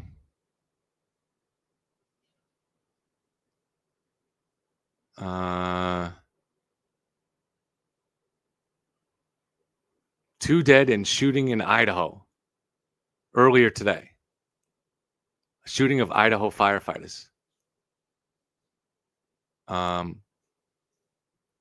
Again, that happened earlier today. I'm not sure why I was supposed to know about it because I was doing preparation to get this show ready for you guys. Now, people were upset with me when I did a show several days ago, and I didn't know the answer as to why Officer Devers, what evidence was she shown that she was not at the Sallyport station? I didn't know the answer to that. And so I relied on asking people in chat here because the people in this chat are very informed. And so I went to that because there were certain, unlike the first trial, there were parts of this trial that I missed for medical reasons. And even once I was out of the hospital, I was falling asleep at different times. So there are parts that I might have missed. So thank you, Mao. You're correct. You're correct. Very strange that somebody would think that I would know that. It's really bizarre. Okay, so let me see if anybody will. I'm going to spend the next 4 minutes, see if there's any big questions. And then if not, I'm going to go to the stuff we have on the Swedish nanny.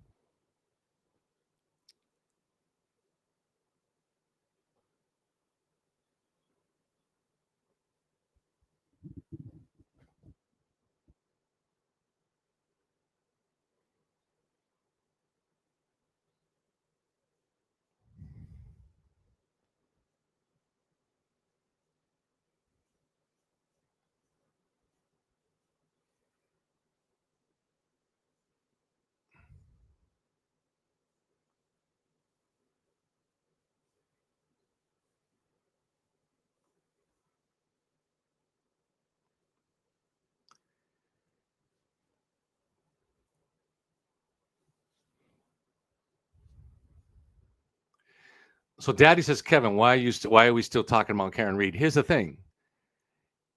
I don't know if you're aware of how the internet works, Daddy. There are millions of channels out there, millions of videos. You don't have to watch this one. It's free. It's YouTube. All right. So if you're not interested in what I am talking about, guess what? You can go somewhere else. Did you know that? You probably didn't know that, did you? I'm sorry, Daddy. I know the internet can be tricky, can't it?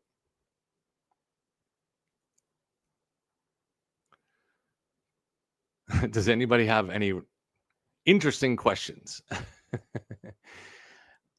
If you want someone to explain how the internet works, I might not be the best guy. You might not want to get a boomer my age to do that. You want to get some younger guy to do it. But even a boomer like me understands that there's a million channels out there, all kinds of content.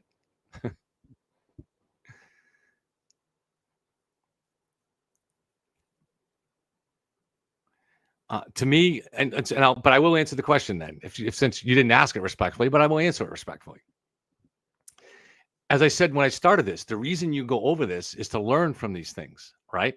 And what I was saying long before I ever heard of Karen Reed was my opinion is in any of these cases to really take with a grain of salt any eyewitness testimony that is not backed up by other hard evidence.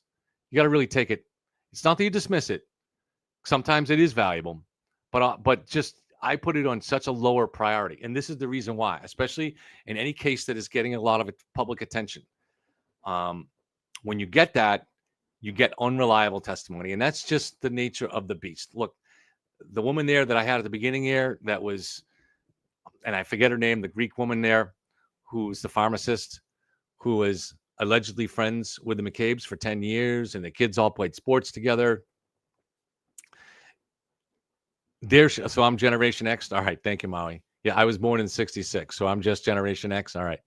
I guess X sounds good. Sounds better than boomer. Than being a boomer. And it fits with the Twitter X, right? So, but this woman's testimony was highly questionable to me. She, for some reason, wanted to work with Karen. She wanted to work with the jury. It was clear that she was very close friends with Karen. That's why she stayed and spent an hour talking to her at the waterfall. But she was so close to her that she's willing to go up there and basically conspire with the defense team and conspire with the Free Karen Reed world to say weird things, like John kissing Karen on the top of the head was the sweetest thing she ever saw. It's not only not the sweetest thing she ever saw, it's nothing even unusual. It's really bizarre. So this is why I mistrust eyewitness testimony. Just the way it is. All right. So I'm going to keep a half an eye on chat and open up a little bit of the Karina Homer stuff.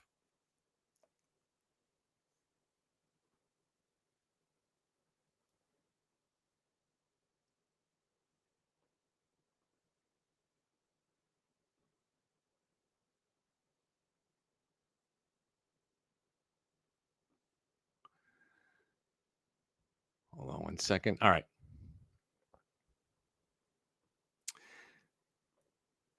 Just want to pull up some notes that I had.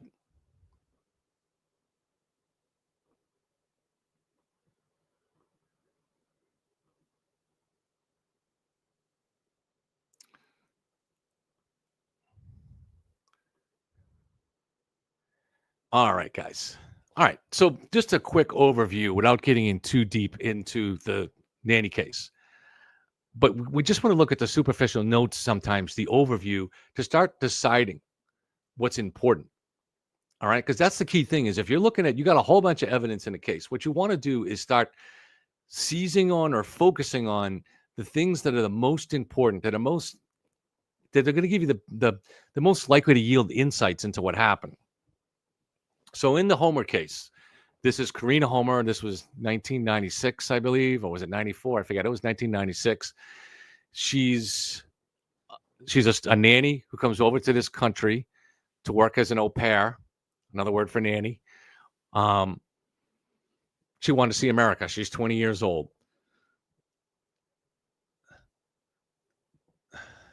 Again, Daddy, this had nothing to do with you. I said at the outset of the show, this was a planned show. And this part of the show was planned. And these are notes that I put together 2 hours ago. So it has nothing to do with you, but feel free to give all the advice you want. So the nanny comes over. She's 20 years old. She's living with a couple in Dover who have a couple of kids, which is south of Boston, wealthy community. And she's babysitting their kids during the week. On the weekends, she's given access to the loft that the homeowner owns in Boston. He's the homeowner. His name is Frank Rapp, and he's a professional photographer, obviously a successful one. And his wife was Susan Nichter, and she is also a semi-famous, successful artist, painter. And so that's the overview. Now, she stays in the loft that he owns on the weekends, and she goes out partying with her friends. She has a group of friends who they like to start out their nights from the loft and go out partying. She likes to party, and in the time in the 90s, there's no known association with drugs with Karina Homer, but at that time, ecstasy was big. And the bar that she was going into and that she, I guess, was a regular at was a place called Zanzibar. Now, this place that they were going out in was known as the Alley. Now, I lived in Boston in the early 90s, not when Karina was there. I had moved back to Worcester by then. But in the early 90s, I was there, and the Alley already existed. And it was this little place across from the Common, the Boston Common, and it was right near the Combat Zone. It used to be known as the Combat Zone. So it's not far from the State House and Boylston Street right there. And this little alley area was kind of a cool spot where there was a bunch of bars and clubs, different kinds of places too. They even had one place was like a rodeo club and, different kinds of stuff. And I don't remember the specific places that I went to there, but what I remember about the alley was that when all the bars and clubs got out at say 1:30, 2 o'clock in the morning, there'd be hundreds and hundreds of people outside in that area. And if it's a nice night, they're kind of just walking slowly to their cars, most of them. And they're looking to find out where the party is. Where's the after hours party or something like that? Or they're meeting their friends. Where do you want to go grab a slice of pizza? And what I remembered was as we'd walk home, so maybe you got your car parked half mile away or wherever you're walking to, or you're walking to grab a cab somewhere, was that there were the early 90s was a gangbanging era. So maybe it would have been a little better at the time of Karina Homer. But these gangbangers would be lined up on the streets trying to sell everybody drugs. And they were basically kids that were trying to sell white kids drugs. And but you knew they were armed. You could see it. And you just kind of had to be careful. And you were kind of like, I'm cool, man. I'm cool. You didn't want to talk to them because you didn't want to get caught up in that world. There was a lot of violence. There were shootouts back at the time and that kind of thing. So, that's what I remember about that world at that time. All right. So let's look at the aspects of the Karina Homer murder. So the one that people most remember is the fact that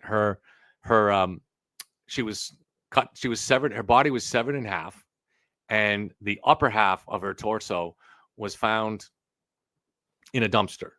A day later, it was found by a homeless guy who was just searching through the dumpster, and her body was wrapped in several plastic bags, garbage bags. Again, it was the lower part of her body was never found. Now, police said that the body was washed. Now, what does that mean? We'll come back to that because that's an important clue. And I'm going to give you a little bit of a theory on this case. And just based on evidence, just extrapolating from that simple evidence. All right. Also, her cause of death was strangulation because there were ligature marks found on her neck. So she was strangulated. Yes, she was a pretty girl. She was from a small town of like 100 people in Sweden. And she had written letters home to friends in Sweden saying that she was coming. She had only planned to be here for less than a year, I think, was all she could afford. But she had already written home to friends saying, I'm coming home early because something terrible has happened. She never told her friends what that thing was, but that something terrible had happened. And she was going to tell those friends when she got home. Sadly, she never did get home. And this was a little village, 100 people. Can you imagine a small little village up in Sweden? You get to these Nordic countries, they're way up in these isolated areas. Tiny village that she had never seen the world, and she wanted to see the world. And she made it to Boston, was probably very naive about the potential violence that was there. All right. Now, another bit of information. The couple that employed her, the Rapps, had hired her through an unlicensed au pair nanny company. It was unlicensed. And they had hired 5 or 6 nannies before her. And in each case, they had hired them from, I think, this same unlicensed company. Is that suspicious? What would be the reason that somebody might use an unlicensed service? Now, there's different possible reasons, right? One of them is simple. Maybe it was cheaper. And I don't know that it was cheaper. Let me just fix the link to this cord.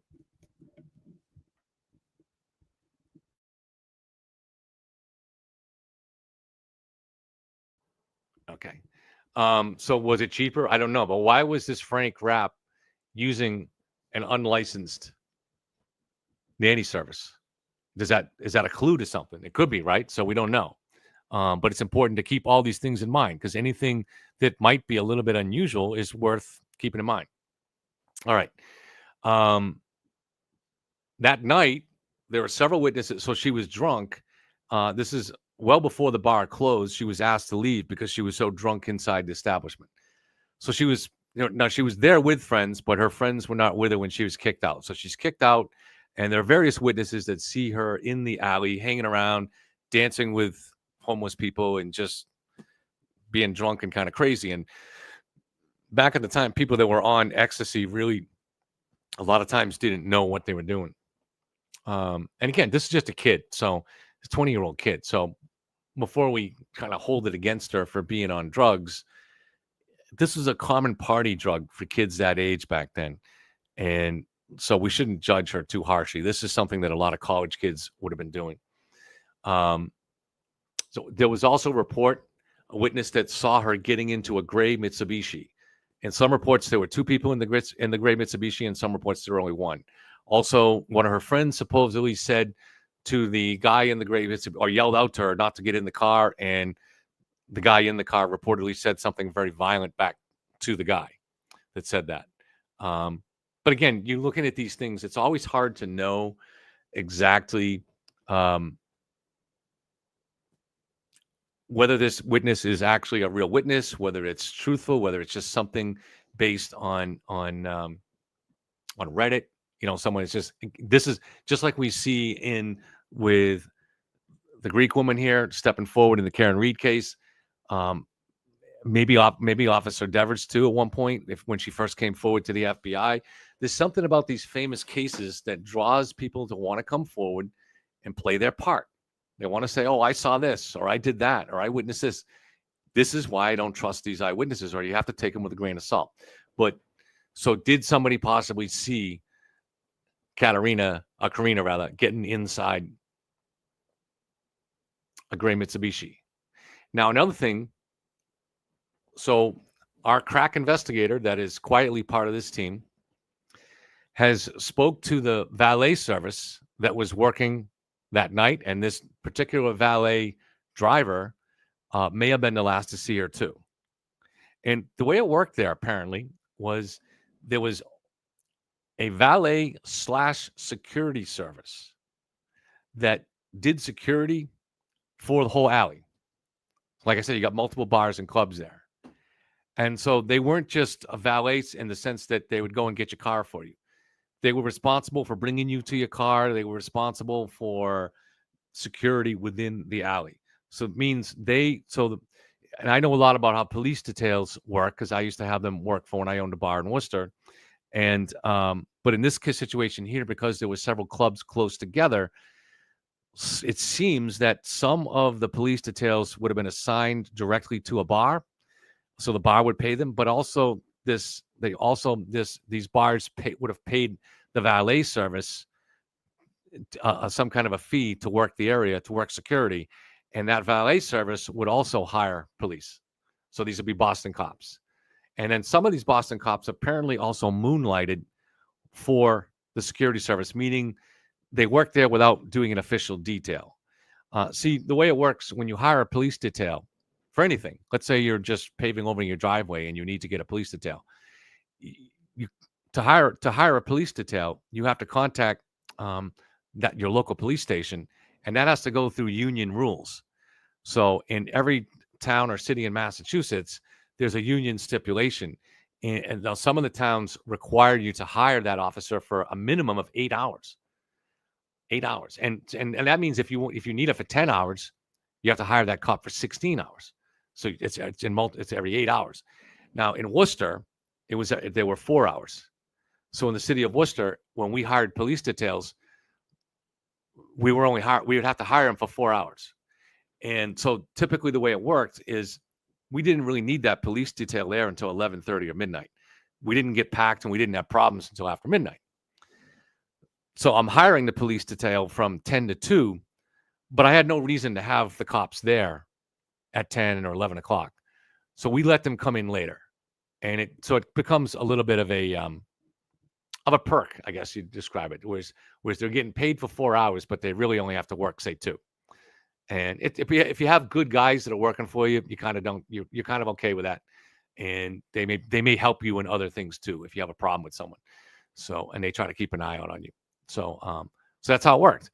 So we need to find out what police were assigned to what bars that night that she went missing or was killed, and we need to find out what undercover, under the table cops were working for that valet service.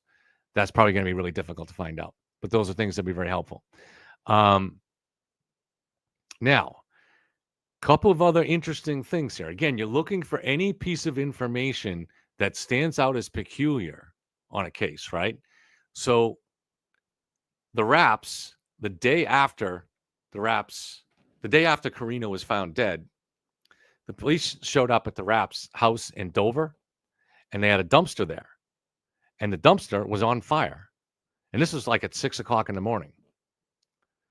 Now, I'm not sure why they have a dumpster. It could be, I think there was a shared situation between that house and one other house. So they must have used a small dumpster instead of trash pickup or something. I'm not sure what the arrangement was. But why would a dumpster be on fire at 6 a.m.? Right? So when I owned a bar, we had a dumpster. And it never once caught on fire, even in the days when you had cigarette smoking. So why would a dumpster be on fire? Is that suspicious? So the police stopped the fire and emptied out the dumpster to see if there was anything that belonged to Karina. And they didn't find anything that they could identify as belonging to Karina. So Rough Show says, are you sure the dumpster was in Dover? Well, I'm fairly sure, not 100% sure, because there is some dispute about this. But yes, it does seem to be there was, because Rapp's wife, Susan Nitchter, said that it was just a weird coincidence. Because in addition to the dumpster fire, 2 days before Karina went missing, Frank Rapp also took out a permit to dump trash in a local dump. So that's part of it too. So he got a permit to dump trash. In addition, the morning when the police showed up, the dumpster was on fire. And so supposedly there's never, the police don't reveal certain things. They're not going to release certain things. And so the police have never released a report showing that there was a dumpster on fire. However, Susan Nichtner did not deny it in an interview and said it was just a weird coincidence. So, so it seems to be that the dumpster fire was probably real. But I can't say it's not like I have a report that I can look at and say for sure. Because again, police are going to withhold evidence, which is a problem in these cases. Police early on in the early days of an investigation, and maybe even the early one, right? And once police have a suspect, like a really good suspect, then it makes sense for police to withhold information. Once there's an indictment, it makes sense for police to withhold information because you're going to get false witnesses that come forward. And so that's why police withhold the information. You're going to have in most of these cases false confessions. You'll have people that come forward. In the Lizzie Borden case, there were multiple people that came forward and confessed to killing the Bordens. But they didn't have the correct information, so the police were able to quickly figure out that they were nuts. So there's reasons the police withhold evidence, but they take it too far because once the police know that it's a dead end, that it's a cold case, that they really don't have a good suspect, they need to make that evidence public. And this is something that even investigators like FBI profiler John Douglas has said several times in interviews and in his books that the police really should make this stuff public because the public can look at it. And it's not just that the public might have theories on it, but they may have somebody in the public may have information. So it's important. They should be releasing this information to the public. Can I get the FOI blotter from that night to see about the dumpster? I cannot, J. Ray. So I don't have those kind of skills. So I'm just a YouTuber. I am not a professional investigator. So, but maybe those things you're correct and somebody could get them. I can't. So I've never filed a FOIA. I am not a private detective or a seasoned investigator. So I don't have experience doing those things. So hopefully someone can. Maybe you can, J. Ray, if you have ambition along those lines or experience along those lines. So, but I don't know how to do that. So we got the dumps. So let's go back to the most distinctive elements of this case. Okay. First, you have an upper torso that was found in a dumpster, wrapped in bags, and the lower body's never found, and the upper body is washed. The victim is strangulated, but the upper body is washed. What does that mean? So this was the thing that I focused on. How would the police, so first of all, how do the police know that the upper body is washed? How do they make that determination? Do you guys have any ideas? Let me look in chat and see if anybody has any ideas. Do you guys have any ideas about how the police would determine that a body was washed? Jetpack Dino says the body had been mutilated. I've never heard that. And in fact, the opposite, that there were no signs of defensive wounds or torture or anything like that. Oa says bleach, maybe, but there's no indication of bleach. But yeah, are there any cleaning solutions or things that were used on her? Yep. Was the hair wet? Yeah, that's a good answer too. Would it still have been wet at that time? I guess it depends on how long after it was dumped there. Yeah. For me, what I came up with was this, and you can tell me what you think of this. Maybe it's crazy. But so they had determined that the body was cut in half with a commercial saw. Okay. So it was a high-powered commercial saw was used to cut the body right in half. Now, that's going to make a mess, right? It's going to be a lot of blood spatter. And so if there's no blood spatter on the body, then they might have determined that the body was washed. That was my idea. And you guys have some excellent ideas here, though, too. That that could be all right. I ran my idea, or I asked I asked Copilot, which is Bing's version of Chat GPT. I asked them what would be a reason that medical examiners determined the body was washed, and they came up with the same idea as me, that there was no evidence of blood spatter or anything on it, and that's how they made that determination. But I don't know the reason. Hopefully we can get someone. We have someone that's going to talk to Boston police, and we'll see what they find out. Well, hopefully the Boston police are a little bit more forthcoming than other police departments have been on cases like this, and they try to hold everything back. And so we'll see. Maybe, for instance, maybe she's not wearing any makeup, and so they determine the makeup's been washed off. I don't know. All right. So for me, this became a key piece of evidence. The fact that the body was cut in half, sawed in half, and the fact that it was washed. Now, what this told me, my theory, just a theory, a speculation, Kate doesn't like it when I speculate, is so there was a crime family in the 80s in New York. Now, I'm not connecting this case at all. I'm just, their methods are interesting here, though. And this is Roy DeMeo was his name. And they owned and operated a bar in New York City. And when they wanted to get rid of somebody, they killed them in the bar after hours, obviously, and then bring them into a bathroom that they had in there that had a full shower. Correct, real. They brought him into the bathroom, and they would hang the body from the shower and cut it open in order to drain the blood.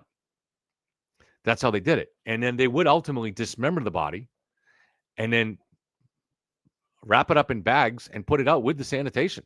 Very similar to here, right? They eventually got caught doing that. But that's how they got rid of the bodies.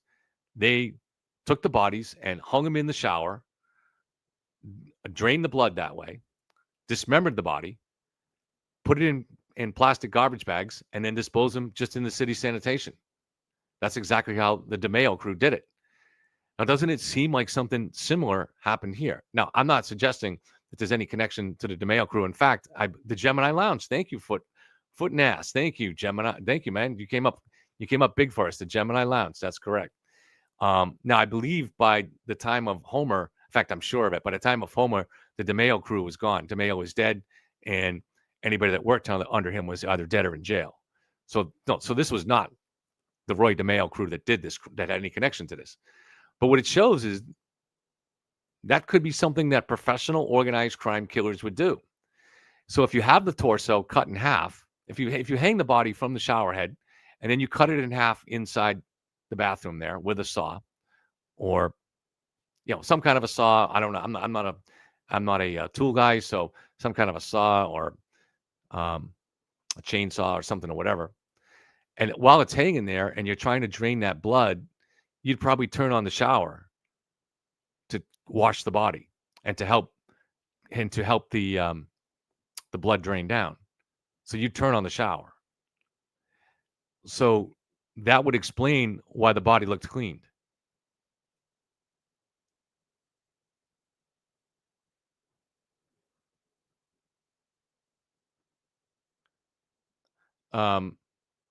So that's my theory. I'm going to just take on this question for a second on Karen. But so my theory is that this involves organized crime. It doesn't mean the organized crime killed her.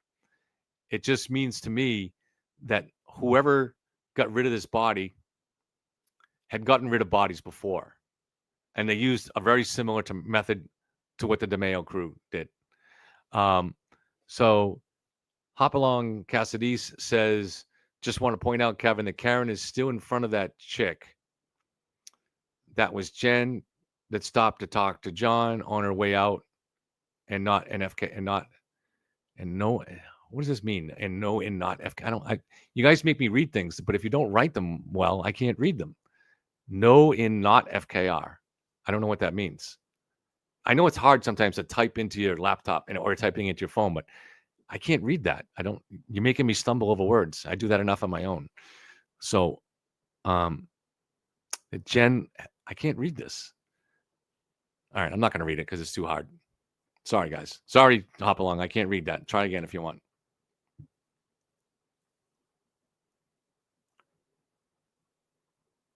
Why do you say, J. Ray, that Karen never stormed out in that video? She clearly did. Now, I don't know that she stormed all the way out the building because we don't see the door there from that shot. But she clearly stormed off in some direction, seemingly mad, and it's certainly just as justified to say that she stormed off angry as it is to say that Brian Higgins was angry, because she went off at high speed. She gestured to John in an animated way, and then she stormed off at high speed. Now, maybe that's just the way she normally walks. I'll admit that. I'm going to take off these these earbuds. So that's possible. It's possible that that's her happy-go-lucky leaving. But it looks to me like she stormed off, and whatever direction she went, that is 100% what John was watching. All right, you can't just ignore that. There's no question that she went off at high speed in one direction. Whether she was angry or not, or whether she normally walks that way, I don't know. But she went off in one direction, and that direction was towards the door. We don't know that she reached the door because we can't see from that clip. But she went in the direction of the door. Maybe there's a bathroom over there too. I don't know. But that's the direction she went. And there's no question that John was following her with his eyes in the same direction. He's watching in the same direction that his girlfriend just left in a hurry. What I just said there is beyond dispute. I can't tell you that she was actually storming off and angry. I don't know that. We don't know that. But there's no question that she went off at high speed in a direction near the door, and John O'Keefe followed her with his gaze.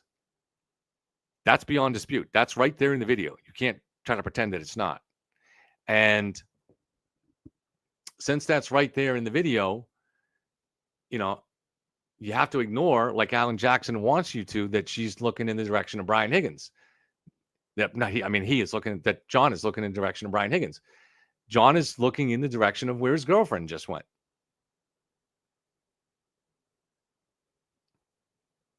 Okay? So, again, back to the Karina Homer case. This is how I try to look logically at cases, and I try to create simple things which steer everything in a certain direction, and that open up the widest possible range of paths.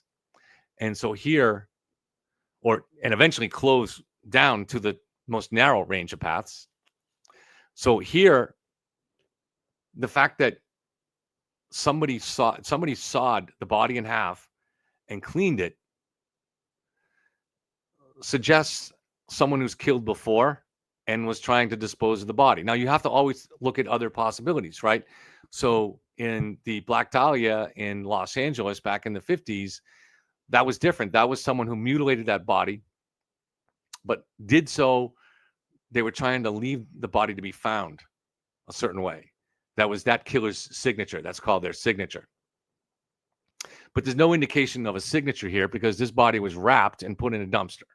So this body was not expected to be found. So cutting Karina in half was not an attempt to leave some kind of a signature. Dismembering Karina was an attempt to dispose of her so that she wouldn't be found. That's the only likely conclusion here. The Molly Bish case. So, I edited a video on Molly Bish that was done by Aaron Warshauer. He used to work with us on the channel a couple years ago. And Aaron told me that there were 3 suspects, but I don't follow the case closely. Aaron, the video I edited, she went to the crime scene where she went to the scene where the body was found and took some video there, and I edited that. She never released it, but I do still have that video somewhere. I wouldn't release it without her permission, though. But Aaron, she knows more about that case. I don't really know the Molly Bish case too well. There was some interesting stuff that came out that's new on the Maura Murray case. So maybe we'll go into that one next time. Obviously, we lost a lot of time going over those clips today, but normally we won't go over clips like the trial clips like that take a lot of time. So, but again, when I look at these cases, I want to go over them in a very, what is that one piece of information that sends us in a direction? So in the case of, it's Maura Murray, I believe. And in the case of Karen Reed, pretty early on, you could look at this and say, all right, those taillight pieces were found initially, the initial pieces at 5:45 p.m. And since that's the case, you can look at that and say, all right, could those pieces have been planted? Or could there be an accident where those pieces were, could there be another explanation besides being planted where those pieces could have been matched? So I'm sorry, I'm getting a little tired here. Could there be another explanation for that case? And no, there's only, this isn't, the Karen Reed case is an either or. And that's what you want to get in these cases is either ors. You want to look for these either ors because that means if you can eliminate the either, now you've got the or. And so that's what happened in the Karen Reed case. Once you eliminate the possibility of planting evidence, then there's nothing left but the fact that Karen struck John.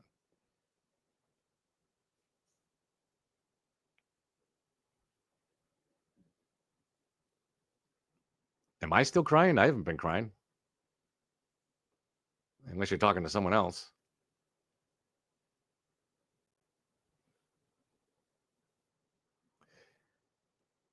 No, rude show. I am not going to solve the Swedish nanny case. And really, that's not even, obviously, be a thrill for anybody to do that, but that's not even a hope here. What I want to do is just talk about these cases logically and get people thinking about them in the same way I think about them, in the chance that my way is useful. But by giving these cases some exposure and by us thinking about them, by us going back and trying to do some analysis on this case, it brings it back into the attention of the public. And that's something that the families want. It's very important to the families for these old cases. With these old cases, the families feel that their loved one is forgotten. I'm talking about these old unsolved cases. So, excuse me, it's very important to try to bring these back into the public light. But then also, if it's a local case like this, generally the only way cases are solved is if somebody comes forward with a new piece of evidence. And so we can't predict when something like that would happen. But we hope that somebody, knowing that we're talking about this case here, not just me, but us here in chat, and we're looking for evidence on it, what we hope is that somebody who was around back then has a little piece of evidence and they say, this could be useful. And then they reach out. So please if you have that kind of evidence, reach out to me. You also can reach out to the Boston police. They do have a cold case desk.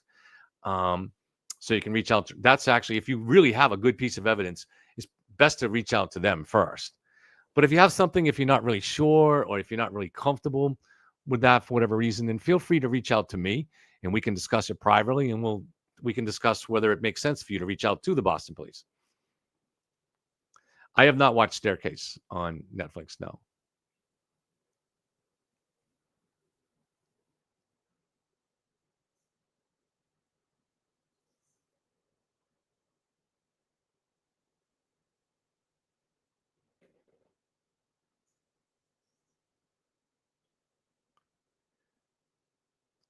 That's exactly right, Jetpack.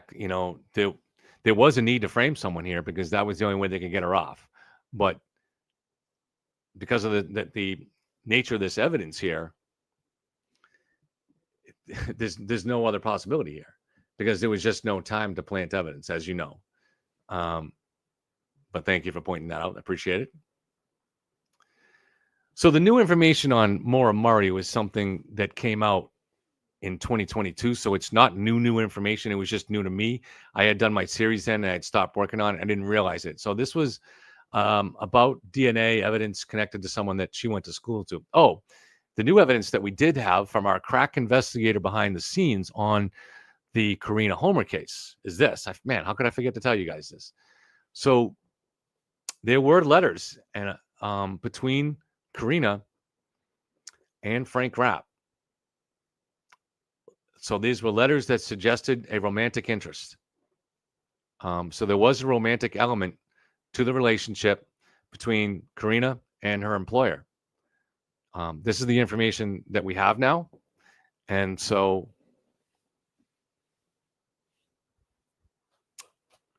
what exactly does that mean? Well, you're going to have to, there's more that will come out on that, but you're going to have to wait for the book. No, I'm kidding. But there is some interesting new information, and hopefully our man in the field will be able to really nail that down. And if anybody can, it's him. So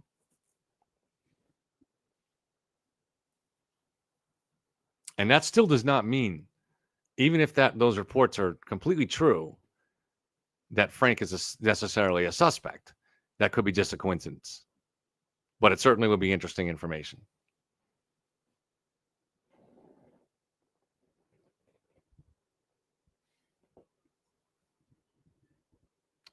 All right.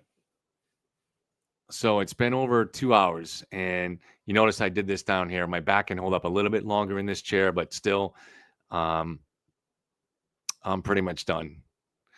So thank you, Joe. Yes, the book is Storm of Suspicion, and we're going to keep working this here. And obviously, working on trying to get some guests on the show to talk to, because it is hard to maintain the conversation for a couple hours and to make it interesting for you guys. So there will be guests on, hopefully in the near future. As far as the civil case, I don't know any information on that. You know, I don't know when the trial is. I don't have any information on that. Foot and ass. Sorry about that. All right, guys. So thank you for being here. We'll see you all soon.